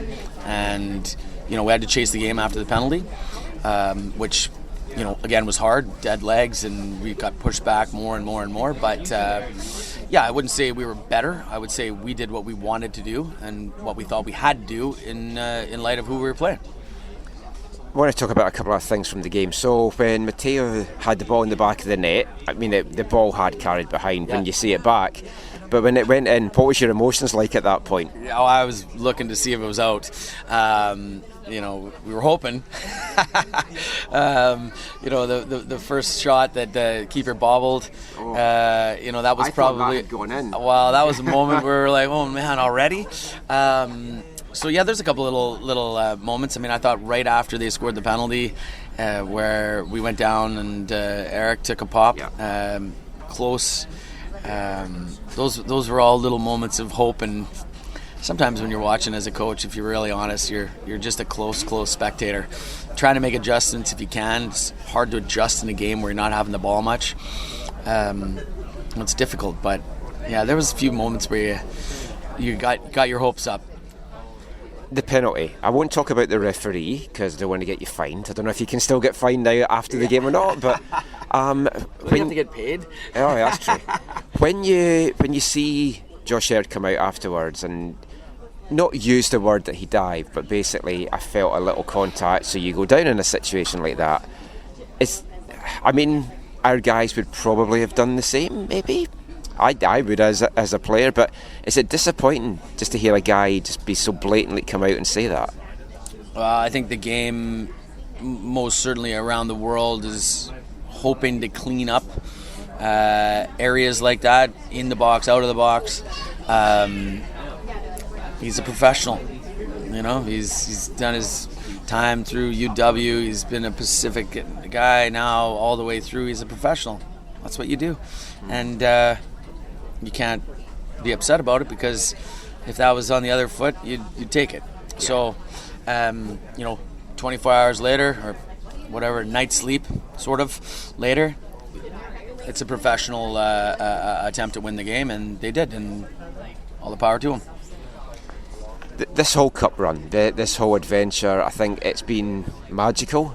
Being part of it, it's been fantastic, and being in at the ground and just being over with the team for this and hearing everything and all the tactics. It's such a professional setup that this has, and although everyone's talking about it's a semi-pro team, this is an amateur team. Yep. But what you've established here, what Colin's established here, everyone, it's so professional. You've got analysts, you've got proper trainers. You look at the training on the pitch before these two games, and it's like, against Valor, it was light years ahead of what Valor were doing pre-match. Just talk a little bit about the professionalism of this club. Yeah, I think when we set this up and even going right into the fan ownership and supporters becoming a part of it, we always aspired to be what we hoped we could be for the players. So what that meant was standing in a space where if the best clubs in the world do it, how can we find a way to do it? And that's what it is. I mean, could we do that for 32, 34 games a year? Unlikely, because guys have to, pay for their food and shelter and whatnot. But the aspiration of being the best, like a pro team, and learning that so that we can then stand in a space for, like we say, you shouldn't be here next year. So if you've learned and you've committed for the season, do it at the professional level, then you can put it on your resume, and we'll back you to the hilt that you did that analyst job or that trainer job or the coaching job or the playing job or media, whatever that might be. Do it at the best of your ability, aspire to a pro level, and then leave and go get a real job in the space, because hopefully our backing has some credibility now because of what we've accomplished, and I think that's where we essentially stand now, is just carry that on.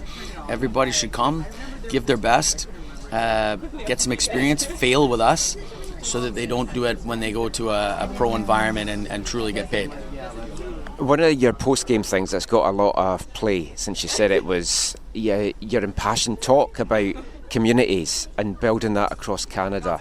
And we've seen it here. It's like in League One, I would say TSS and Altitude, Rivers maybe built the best communities in at this level here in BC. But just talk a little bit about how important this needs to be going forward, and how the doors can't be shut for clubs like TSS. The doors, like financially, it's a lot to put a game on, but you want to have this chance to play on a partly level playing field at least. Yeah, I mean, listen, like the world is full of communities that emotionally own their club. The biggest story in the world right now is Wrexham. Thousands of people who've had to buy their team out of administration and keep them alive, and then along comes a White Knights. Those stories exist because the community wanted that team, and the community owns that team, whether they're the financial owners or not. And I think we miss that in North America because we spend so much time thinking about how we can make money off the sport and not enough on how we can build a community that everybody's prospering. You mentioned altitude. I love the cultural idea of different types of people coming in and giving their spin on what football is. In the East, we've got all these communities: the Portuguese communities, the Polish communities, the Indo. They all have different expressions of how football could be, with a Canadian twist. And the more we embrace that, in my opinion, the more money will come into the system from sponsors, from partners, from people that just want to be a part of building their own community, whatever that city might be. And when we do that, we have to be ready from a governance standpoint to allow them in to a competition because they've met a standard that's been laid in front of them.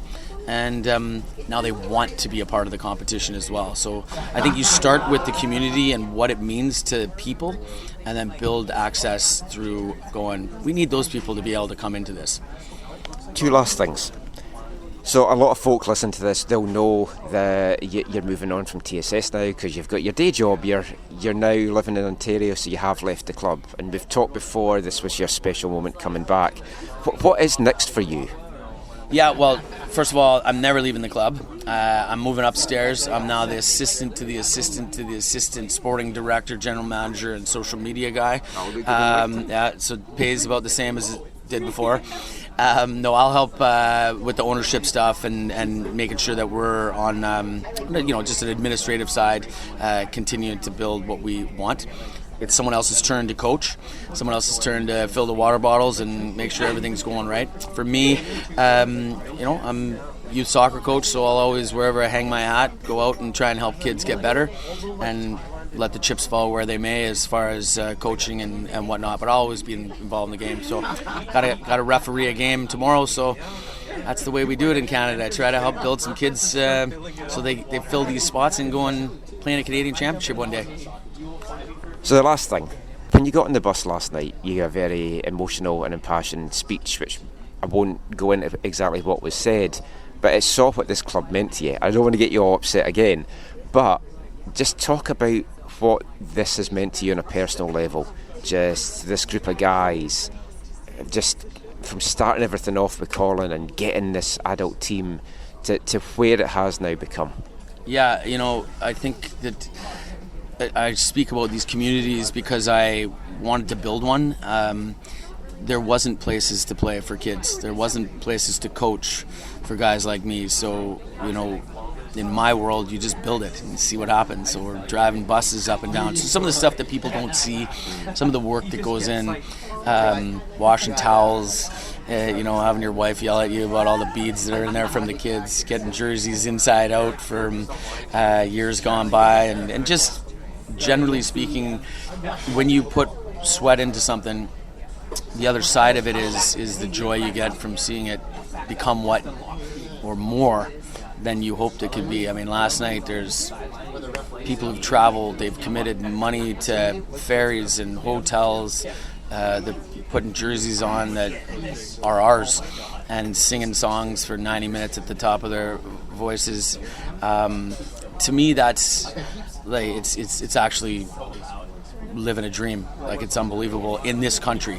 Like, it's not fathomable at times. So it means tons to me that we were able to go full circle, show people what's possible. And now, call us, we'll help. What do you want to do? We'll help you in your community if you need it. Fantastic way to end. Thank you for everything the last few years. Well, I'm going to be sad not to see you around, but it's been great to be part of this adventure, and like this whole campaign I think is going to live long in the memories of everyone that was a part of it or watched it, and kudos to you for it all, man. Well, you were one of the first guys we called my friend, and you came on board, and that helped take the first step towards some public awareness, and away we went. So thanks for being an owner, thanks for being with us. Cheers, Will. Cheers.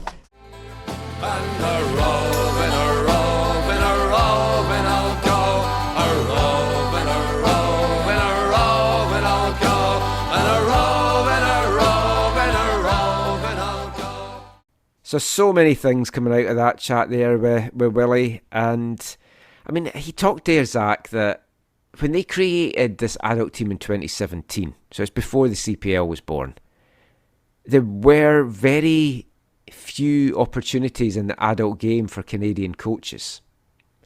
So he had to create a club to give himself a job, basically. And there was that lost generation, really, 2010, 2011 to maybe 2017, 2018, where the opportunities weren't there for players. They weren't there for coaches, every aspect, management, behind the scenes in Canadian soccer. And I think that's what's so great now with League Ones, with the CPL, is you've got those opportunities now, and you've got a place for everyone that wants a career in Canadian soccer to have at least outlets now. Yeah. Oh yeah, look, we've talked this a lot before. This is not simply about the player development, although that's the primary thing. It is building a football, for lack of a better word, industry, which provides all these types of opportunities. Yeah, coaches and technical people, and you were talking earlier about massage people and video analysts and all this stuff, media, everything, right? And so, it's growing. So it's a growth in so many different facets, and so back when TSS was moving into whatever USL, or it was USL, right? They moved there was USL, a PDL for the first 2 years, and then they rebranded USL League 2 in year 3. Before then COVID hit and shut everything down. Yeah, so when they were doing that, your opportunities were in this country essentially were MLS, right, or bust. Yeah. And those were only three opportunities in the three largest centers, and you had the Eddies and Ottawa. Oh yeah, flying the flag, and a couple of PDL teams as well, like KW United, Thunder Bay, Winnipeg. Thunder Bay, yeah. So, but Highlanders, they were still few opportunities. Because obviously we'd covered Colin's battles with BC Soccer to try and get the academy recognised over the years on the podcast, on the website. So we'd known Colin for years. So when they said, we're going to launch this team, it's like, I want to be a part of this. What can I do to help? Yeah. Gave me my break into commentary. That's kind of snowballed from there. If you told me 5-6 years ago, you're going to be a media officer for a team in a big cup run, I'd have been like, what? How's that coming about? And it's just those little things. And I'm proud that AFTN's been with TSS every step of the way. We're their media partner from 2017. And we do a lot of stuff with them. And I love the guys. I love the team. It really means something to me and to the other fans that go and watch it, and the owners. And that touches on the other thing I was going to talk to you about just to round this off, which is the need for this community and the community feel for clubs. Because obviously I'm coming over from Scotland, and in the UK and Germany, Europe, South America, you have these communities where clubs really mean something to the local community. Yeah. Your team loses at the weekend and it spoils your whole weekend. You're just in a miserable mood, which isn't necessarily a great way to be. It's like you want to not have all those ups and downs and emotional roller coasters, but because you care so much about it. And that goes back to what you were saying earlier about, are there enough people that care about clubs at all levels in Canada right now to make it a sustainable sport? I think it will continue to grow and come, and the World Cup will certainly help that. But I think a lot of it, like in BC, I would have liked them to touch in the ethnic communities, and they've kind of wanted to steer clear of that. In the VMSL, you've got teams that's got like Croatia, Italian, Serbian roots. You're talking about League One, right? BC? Yeah. Yeah. Like out in Surrey, Well, you've got the Indo community as well. These are the groups that are passionate about football, and you want to get them involved in the game. Yeah, I think you can correct me on this, Michael, but I think it was partly I don't know that was the primary issue of it was more about not having existing clubs. Yeah, they didn't want existing clubs, but They they wanted to also, form these when new- they were new branding identities. the new teams, they wanted to steer clear of like Right. the Okay. ethnic side of it. But you put a kind of South Asian themed club out in Surrey, and we've talked about this in the show before. You'll get people in. There's been over 1,000 folk out at Provincial Cup games. We talked about that, I think, in the last show. Croatia, there was probably 600 to 800 Croatia fans turned out for the Provincial Cup. Now, obviously, you're trying to get this for the whole season, which is, it's easy to do this for the one-off games, the big games. And I'm no marketing person or whatever, but I think the other maybe perspective on that is, Michael, is it gives you a base to build from, but it also limits you. It does, Or because sorry, it can limit you. I yeah, guess. like if you have a Croatian club, you're maybe not going to be attracting Serbians and Bosnians and things like that to it. Yeah. So yeah, I do get that side of it as well, but it's not even necessarily like brand it that way, but just get them involved. And it's like when we talked to Rob Friend before the home opener, and he's picked the brains from like people involved with Metroford and Columbus, who's got Italian roots, and teams like that, because these are the people that are passionate and you want involved in the game in some capacity. But it is about building communities, and League One is good for that. The CPL needs to do it, and we'll maybe touch a little bit about that in part 4 about just marketing and how things maybe need to be a little bit better. But I've got hope that we can do this, but we just have to maybe target the right markets. I think if a Quebec CPL side, for example, launched and really targeted the kind of African community that's over there, I think you'd get a really good buy-in. Edmonton, you've got BTB Academy, and a lot of that is immigrants that's come over. We talked about them before with Fonzie being involved and stuff. And you kind of capture that market as well. So it is all about growing communities. It's something that Will understands. What happens to Will now? He's gone back to coach under 13 girls, because that's his day job. He's moved to Ontario. He's running an academy out there in London. And will someone come a knocking for him? Will we maybe get a League One team in Ontario? The opportunities for Canadian coaches are still pretty slim. And that is something that we need to really improve around all round, really.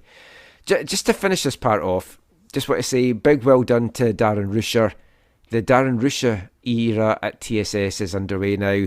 It's been a difficult start to the season because you've kind of got two masters, as Darren described it, in charge of the team. Because Willie was taking charge of them for the Canadian Championship. Darren's trying to get them for the League One BC. You can't play the same teams. It's all you maybe want to play different ways, because in League One, TSS have to be the protagonists, but they're defensive in the Canadian Championship. But TSS got off to a fantastic start with Darren on Saturday. 4-0 win, kickstarting their season. Lot of good results around League One. We'll bring you a roundup on AFTN as well this week, so you can catch up with the first 3 weeks of the league. It was a hat trick, right? From Eric Edwardson, hat trick. Matteo Polisi on the score sheet as well. So good game all round. That was the big plus point, at least, from all the football results of the last week for me. And it was so boring at the back that Sandu was in charge of smoke. Yeah, it was fantastic. Did you see that? I can't remember if it was a picture or a video. Yeah, I saw. Yeah, he was just like waving the the smoke around. He had nothing to do in that game. When it went to 2-0 in the commentary in the 67th minute, I said, well, that's it, home and dry now for TSS. And some of the Harbourside fans were like, how can you say that at this stage of the game? And I was like, the team has offered nothing that makes me think they're even going to get a shot, never mind like claw back a 2-goal deficit. And I was proved right. But I do like what Harbourside are actually building in Nanaimo as well. They've got that community thing going as well. They've done a fantastic job there. So I will say that.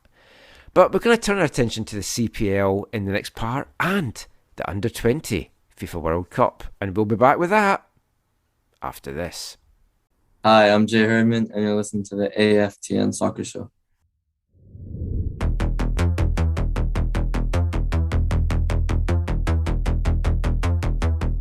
Rankka viikko ja paljon pitkiä päiviä takan. Mielenkiintona pina colada ja rata. Ilta on vielä nuori ja aikaa kumota. Tää jäinen puukkokuori on aika tuhota. Pidän kaksi käsi kiinni juomista niinku. Ei, en mieti huomista kun tartun tuopista niinku. Ei, haluan olla sekaisin ja vapaa huolista niinku. Ei, ja mä jatkan kunnes en enää pysy tuolissa niinku. Muutama pina colada on jo takana. Silti mulla on vielä naamataulu vakava. Ilta on vielä nuori ja aikaa kumota. Tää jäinen ulkokuori on aika tuhota. Parketti kutsuu mua kun en oo enää lukossa. Niinku mä oon tulossa. Pidän kaksi käsi kiinni juomista niinku. Welcome back to the AFTN Soccer Show on CITR Radio 101.9 FM. And Zach, what is it that people are always coming up and saying to us about the music on the show? They love it. Yeah, but apart from that, what are they always asking for? What are they always asking for? More weird European music. Yes. Finnish rap music, to be precise. And that's what kicked off this part. A Finnish artist called Karija. What did That they was... Hey. Oh, that reminds me of a fantastic radio phone-in thing that'll come in a sec. That was his song Cha Cha Cha. And that was... Do you know much about the Eurovision Song Contest? Very little. This was the fans' choice to win it this year. Like, I've no time really for Eurovision, but I happened to see a clip of this song, then I watched the whole song, and I loved it. And it won the fan vote, but ended up finishing second overall. Tremendous. Check out the video for it. But it's a very weird competition, the Eurovision. But the Finnish joke, I may have mentioned this on the show before, when I played a song from Armchair Loyal that sampled this radio phone-in, when this Rangers fan was trying to find out why their goalkeeper, Antti Niemi, had never been capped for Scotland. Oh, yeah. And the guy hosting the phone in went, he's Finnish. He's like, he's no Finnish, he's only 27. Yeah, I remember you telling me that joke. And that was like not even a wind-up, that was a genuine phone call. And legit. It's like, oh. Tell you what else is legit, the CPL. Again, not a great segue, but we are now at 1:18 in the morning as we record this. What time is it, Zach? Well, like you said, it's very early in the morning, or as I said to you on Twitter, it's 6 past Schalke. Or, alternatively, it's 5 past Irving. Oh, my. Poor Callum. Poor Vancouver FC's defending. Yeah. Yes. I haven't heard any more bragging recently from Sean Hundle. Well, That one win that he was declaring that it's nice to have a team in Vancouver that wins. How's it going for him since then? It's interesting things. I don't know. I can't remember how much I told you about this, but I was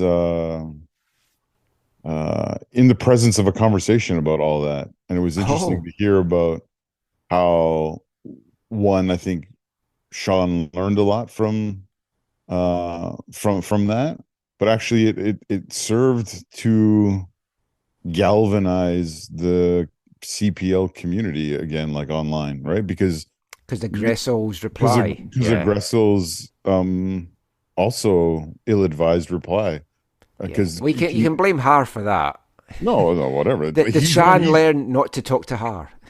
But but I mean, Gressel's the one who made the reply, right? Like, Yeah. I mean, but just in a similar way to when the representatives or individuals from the men's national team uh said disparaging things about the Canadian Premier League, and Yes. people people came to the fore of expressing how off base that was. It was I think it's not on the same level, but it was a similar response from Canadian supporters who value the CPL, Yeah. and But not just obviously the fans of the local clubs, but just people who value it in general. But yeah, obviously, so I think Sean learned a bunch from that. And yeah, I mean, this weekend's game was it was not a good game for my local club. no. I mean, I had planned to head out to it, and I checked this, Zach, and the game was originally scheduled for 7, but they brought Yeah, it forward to 6:30. but that was also like a really long time ago, because I had a pencil in my calendar for 6:30 for a long time. Hmm. But I think you're right. I think it Yeah. was at some point Because there 7. was some folk had to leave before the end of the TSS game to go up to make it to Langley.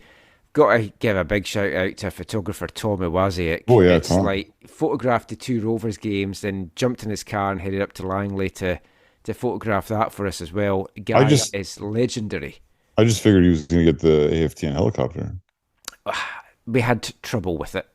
Oh, It okay. was like I wanted to go and get a pizza. He wanted to get to Langley. I won, basically. It was a 5-0 shellacking. Atletico Ottawa, who have not looked very good, suddenly became world beaters. It surely can't all have been down to just Rocco Romeo missing out You that know back what? line. I was on the media call, one day before the match, and the media call, and I was in the moment. I didn't respond to it or whatever. Maybe I should have, but Afshin. It was, to me, it was awkward that Afshin said we have a lot of depth at center back, and I remember at the time thinking, really, like, who else? Who is going to take the? And I thought, okay, he's just saying that, whatever, but for sure he's going to go with Ibra and Pele partnered with Caden moving to right back on the one side, and either Crawford or Kwok on the left as in a back four.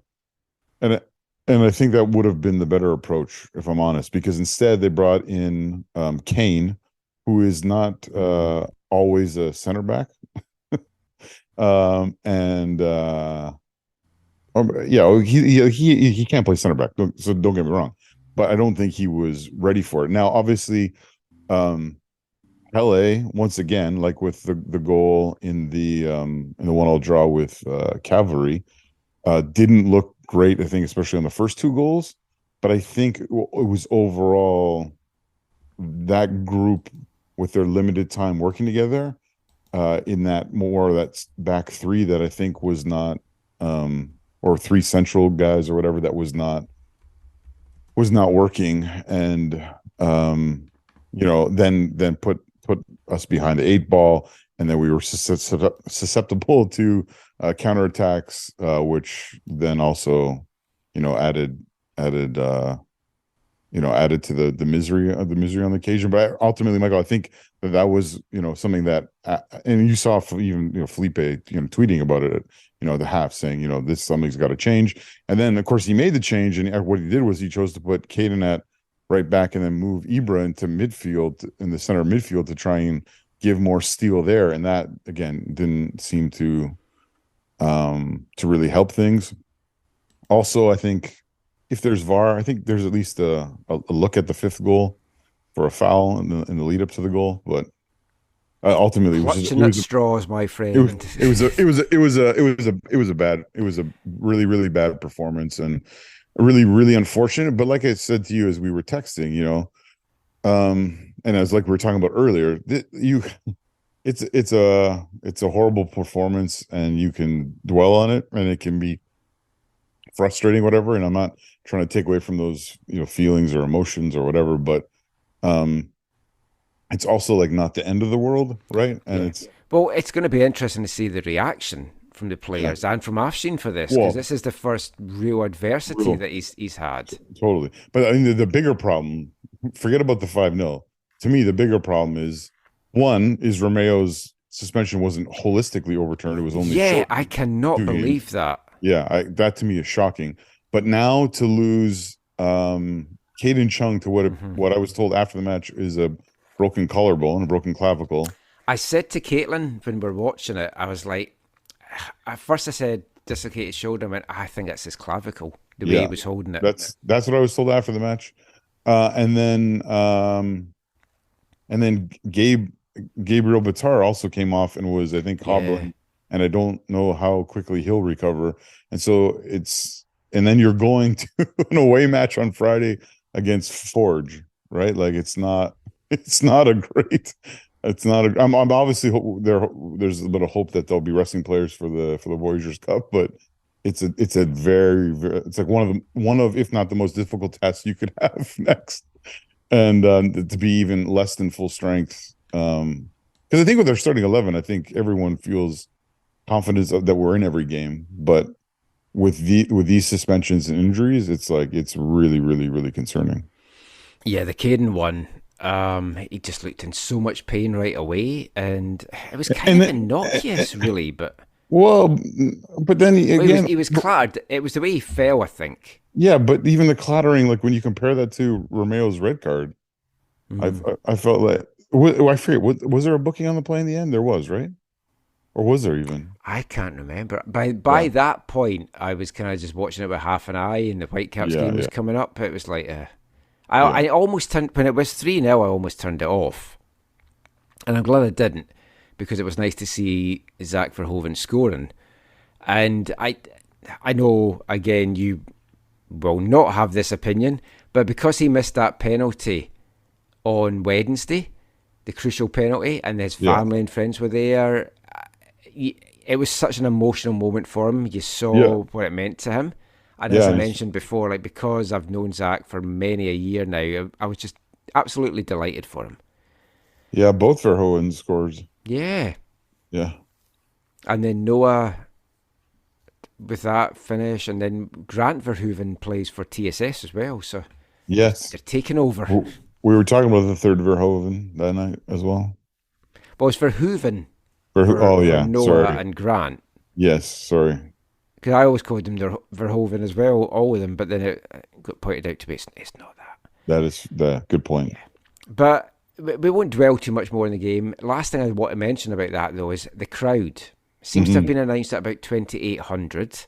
Yeah, just over that was the announce, yeah. Because of where the camera is, it's not capturing where most of the fans are, which is the stand that doesn't have the sun beating down on you. Yeah. And it makes it look terrible. Yeah, again, a problem, a problem or an opportunity, right? It's not great in the moment, but it's an opportunity to grow. Like I said earlier to you, I was a little surprised. The hottest part of the day for me was actually the hour and a half we spent kind of setting up earlier in the day, putting up stuff. Well, your section did look kind of in the shade. Oh, no, it was not in the shade, Michael. Oh. But what happened was, so when I got into the stadium at 5:00 when it opened, I spent a bunch of time underneath the stand, connecting with people and having conversations.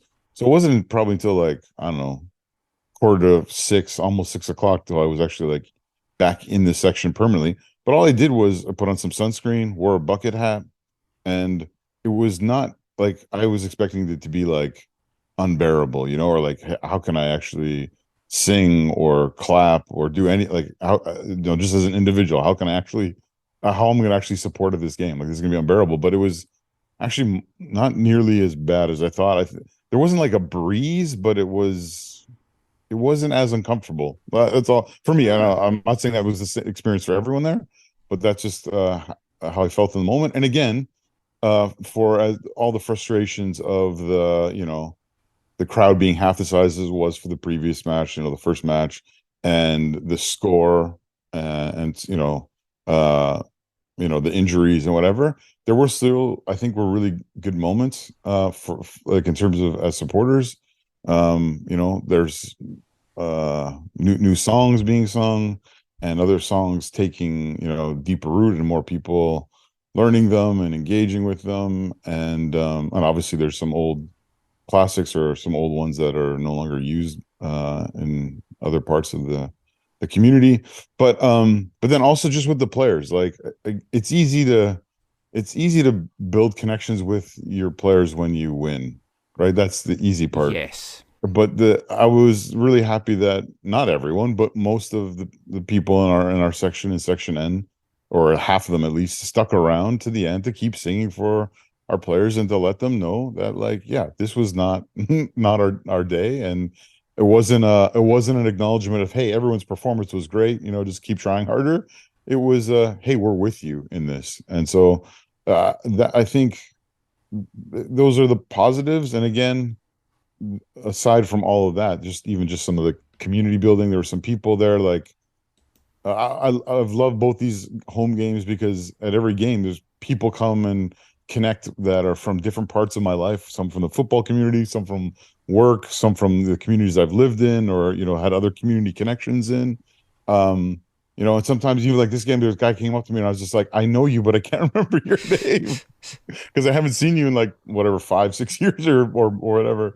And it was, and then he told me who it was. That happens to me a lot, and it's like they know my name, and I'm like, I know you. I was like, remember. As soon as he said his name, he said his first name, I was like, I knew who he was, and his last name and whatever. And then there was a guy, and I can't remember. There was two other guys, I can't remember their names. One was a listener of the show who was like, oh, I love the show.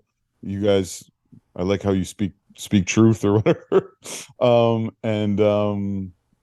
But there was another dude who you, I think, would recognize, and he came up to me and he had his phone out with a picture from way back in the day, and the picture there's Piltdown Man's topless, and then I'm there, and then there he's like, look, he's like, this is my son, and his son was like, I don't know, not like under 10 or 10 years old at the time, and this was like, yeah, like 15, 20, almost 20 years ago or whatever, or just under 20 years ago. And he's just like, yeah, he's like, oh, we're so excited to have a team or whatever. He's like, there's my son. And now his son's like, whatever, 18 or 22 or whatever. Like, it was really cool. See, you get stopped with nice things. Lee was telling me when we were doing our East 5 podcast today, someone stopped him at the game on Tuesday and went, love the podcast, but can you stop with all the MLS pish? Wait, this podcast or the other one? No, my East 5 one, because I mentioned the Whitecaps regularly and stuff. Like, over here. Oh. So that defeat keeps Vancouver in the 5th and final playoff spot. Yeah. One of 4 teams on 5 points. Forge and Pacific starting to pull away a little bit. Obviously, it's still very, very early, but it had been so tight for a while. Now you look at it, and it's Forge have got 11, Pacific have 10, and then Valor is third with 6, and then 4 teams on 5, and then bottom of the heap, York United just piling the pressure a little bit on Martin Nash, especially after their 4-1 defeat by Pacific today. Forge beat Valor 3-2. It was a crazy weekend. I saw some tweet that said the 14 goals in the 3 matches on Saturday was like a league record, and then with 5 more. It was like it was almost 5 goals a game on average for the weekend. Did you watch the Cavalry Halifax highlights? Yeah. Because I wasn't going to watch it initially, and then I got Scott Strasser's report through. Yeah. And I was like, I have to watch this. That was quite something. I used to have a level of respect for Meyer Bevan, and it's mostly gone. Oh, I'm going to say that. Yeah, I think he likes to embellish quite a lot. Yeah, he does. Yeah, that's twice now, and this year where I'm like, okay, you're going over the top and unnecessarily and whatever. Yeah, I'm. You saw? I don't know. Did you see on Twitter? Derek, is it Derek Martins, the not the owner, but kind of like the operator of Halifax? No. Oh yeah, he tweeted like BS, like, and everyone's just like, "Are you going to do something, or you're just going to go tweet about it?" He's like, then people are like, you as owners, you run the league, you should be able to fix this. He's like, the referees are a CSA thing. We can only do so much, kind of thing. But it has been a difficult year uh, for the CPL when it comes to officiating, which obviously is not a new thing for them. There's been a lot of significant calls that have kind of wrecked matches because that equalizing penalty, the ball bounces up, it hits the guy in the chin or whatever. It's like chin and then midriff. Yeah, it did not come anywhere near to his hand, and a penalty was given, and that ruined an away result for them. And yeah, someone messaged one of the people from Pacific tweeted or messaged or whatever, talking about how like, oh, it's just a part of the. Actually might have been the Lakeside Boys account. They're just like, oh, it's a part of the CPL where you totally get screwed by the refs and Cavalry get away with cheating or whatever. And I thought, oh, that's kind of harsh. And then this weekend happened. I was like, oh, that's kind of 2 weeks in a row where I think they benefited from poor officiating. Well, like the referee in the Pacific TSS game, Victoria Gunnar had shared all the stats for the refs that done CPL matches. So she's done one CPL match. She booked 7 players and sent someone off in that match. And it's like, oh, okay, interesting. Yeah. The thing, and we've talked about this before, I've said in this show, I don't like VAR, etc., but it is there to make the referees better. Yeah. I haven't got this confirmed, but there's supposedly some kind of CPL VAR light that's supposed to. I heard that, although it might have been from you. But someone did tell me that. I might have heard that on Wednesday, actually. Yeah, we'll see what comes of that. But again, we said before, you're trying to grow all these facets of the game in the country. And that includes officials. And it feels like the level of officiating is not at the level of the development of the players and the pace of the game and whatever. Well, I mean, they do have my videos from the parks that I film. That's right. So, I mean, that obviously helps them. But the crazy thing with Cavalry and Halifax, 5 games, they're both still unbeaten. All draws. They're both still winless. Yeah. It is crazy. And Cavalry, I think, in all 5 games, Cavalry have taken the lead and given it up. Yeah. I care about the CPL. I've followed it from the beginning, but I've never followed it as intently as I have this year because I care more about what's happening than ever before. This is usually a sad time of year because there's only 2 match days left in the Bundesliga, and it's like but no, I'm this season so far in the CPL has been really, really intriguing, and even with the frustrations over officiating, it's been I'm really enjoying the league's 5th season and excited about it. Yeah, we'll see where it takes us. So that is it for all our domestic chat in the show. We've got one last segment to go. We're going to talk about the FIFA U20 World Cup. It was meant to be in Indonesia. It's now in Argentina. The action gets underway on Saturday, May 20th. Canada didn't qualify. Scotland didn't qualify. But there is Canadian interest in the tournament this year. Jay Herdman is there representing New Zealand. New Zealand drawn in a group with the hosts, along with Uzbekistan and Guatemala. Great chance to move on. The top 2 teams of each group and the 4 best third-place teams will advance to the round of 16. So it's a great chance for New Zealand. It's a great opportunity for Jay Herdman. Got a chance to chat to Jay just before he headed off last week to meet up with his New Zealand teammates after a WFC 2 game, just to chat about how this opportunity came about, how much he's looking forward to it, and what did he learn from being down in Qatar with his dad for the main World Cup back in December. Here's Jay Herdman.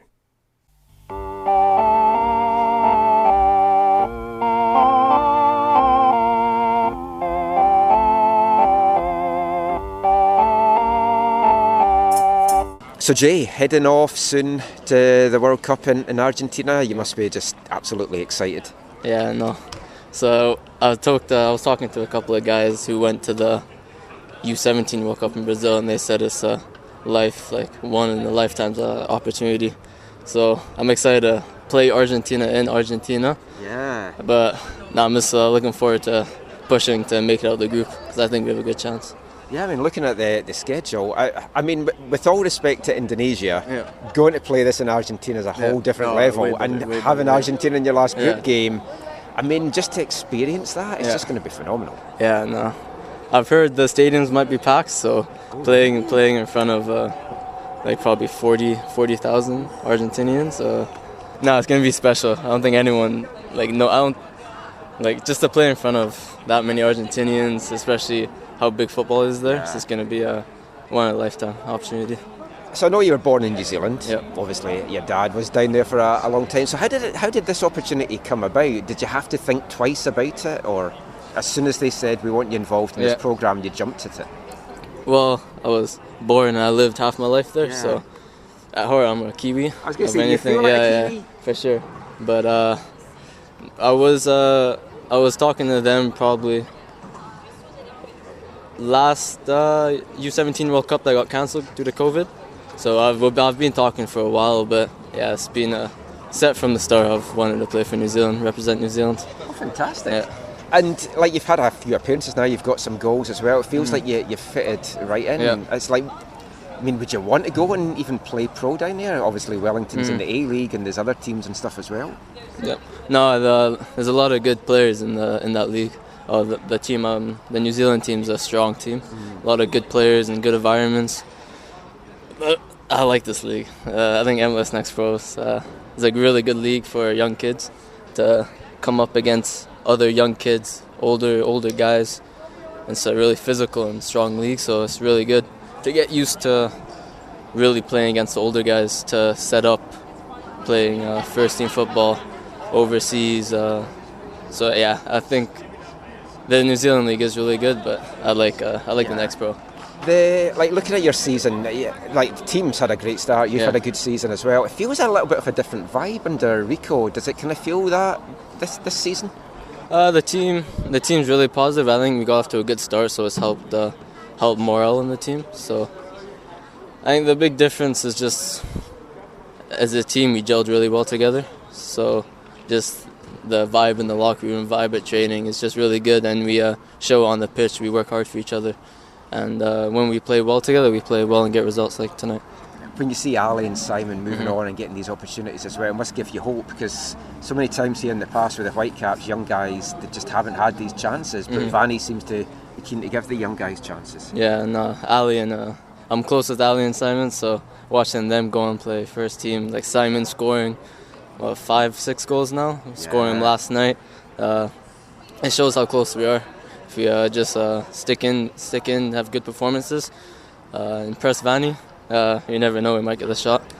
You got to Qatar with your dad for the World Cup. Yeah, so how did you find that experience? Because obviously you've had a taste now of being at a World Cup. From that side of it, does that make you a little bit better prepared for what you're going to have now as a playing side of it?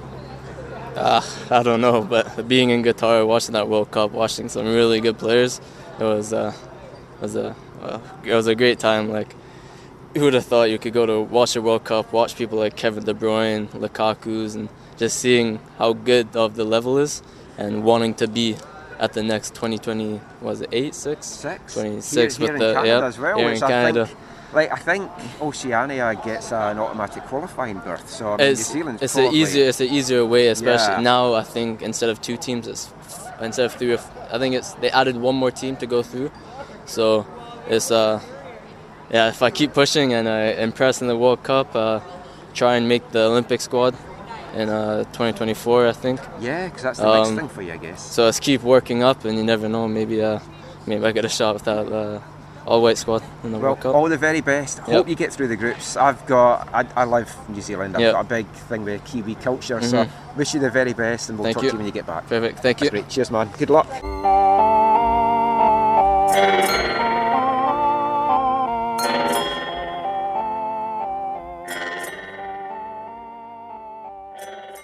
Jay Herdman there.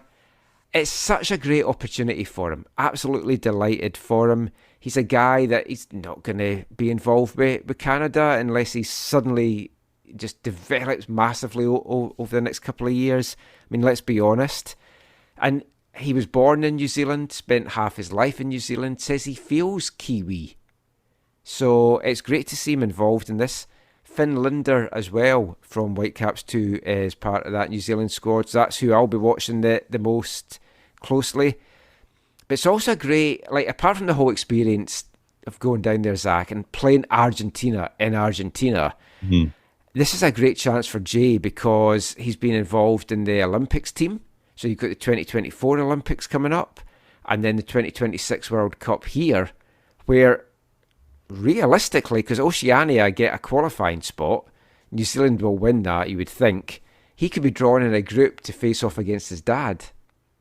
Totally. There would be a story and a half. Yeah, that would be probably the first time that's happened, right? Yeah.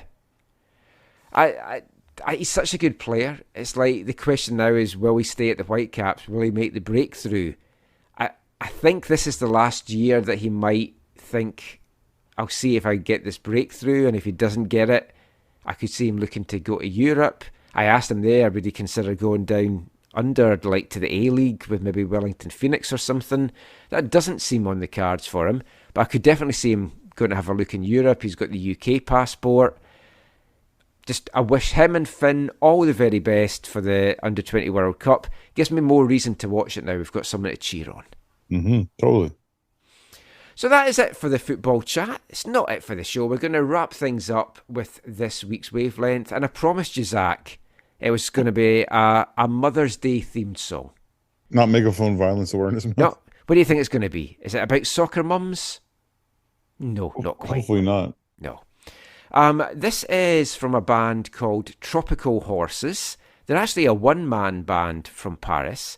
He describes himself as singing songs about drugs, women, soccer and science fiction. This is a song from 2013 from their album We Don't Stand on the Beach. And this is Sunday Soccer, Fuck Your Mother. Oh, Michael.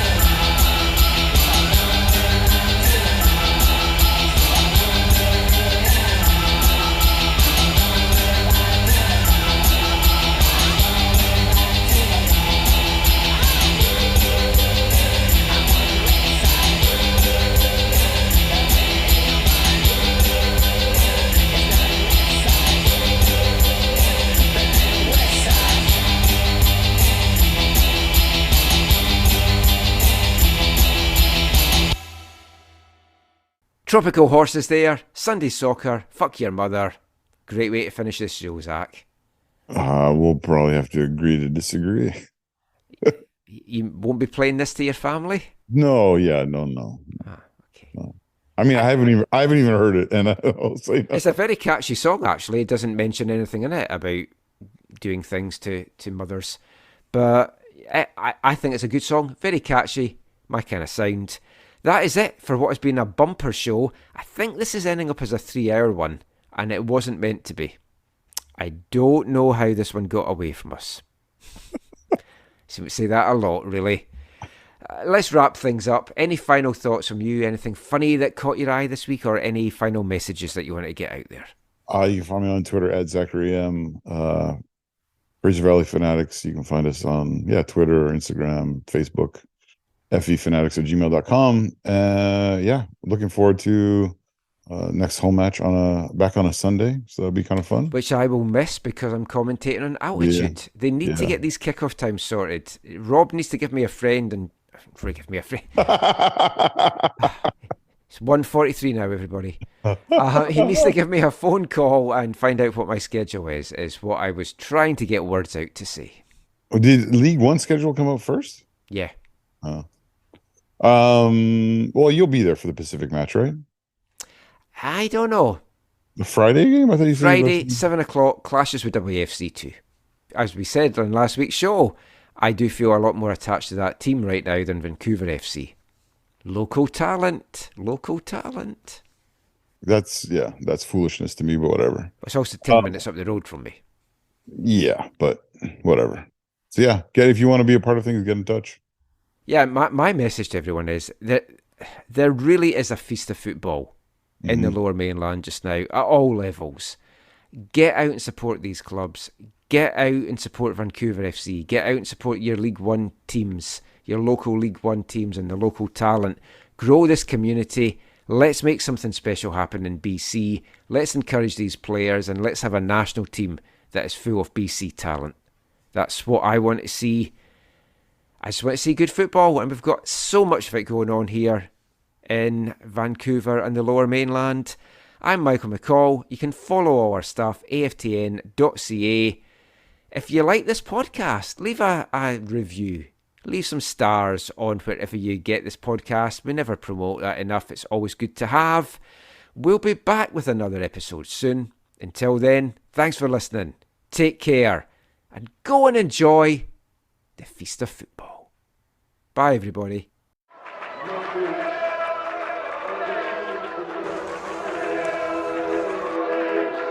Going to your first match is an experience you never forget. The atmosphere of what's going on around the pitch looks beautiful, and you always look and go, wow, I'd love to play here one day. If you get the bug, it's going to stay with you for life.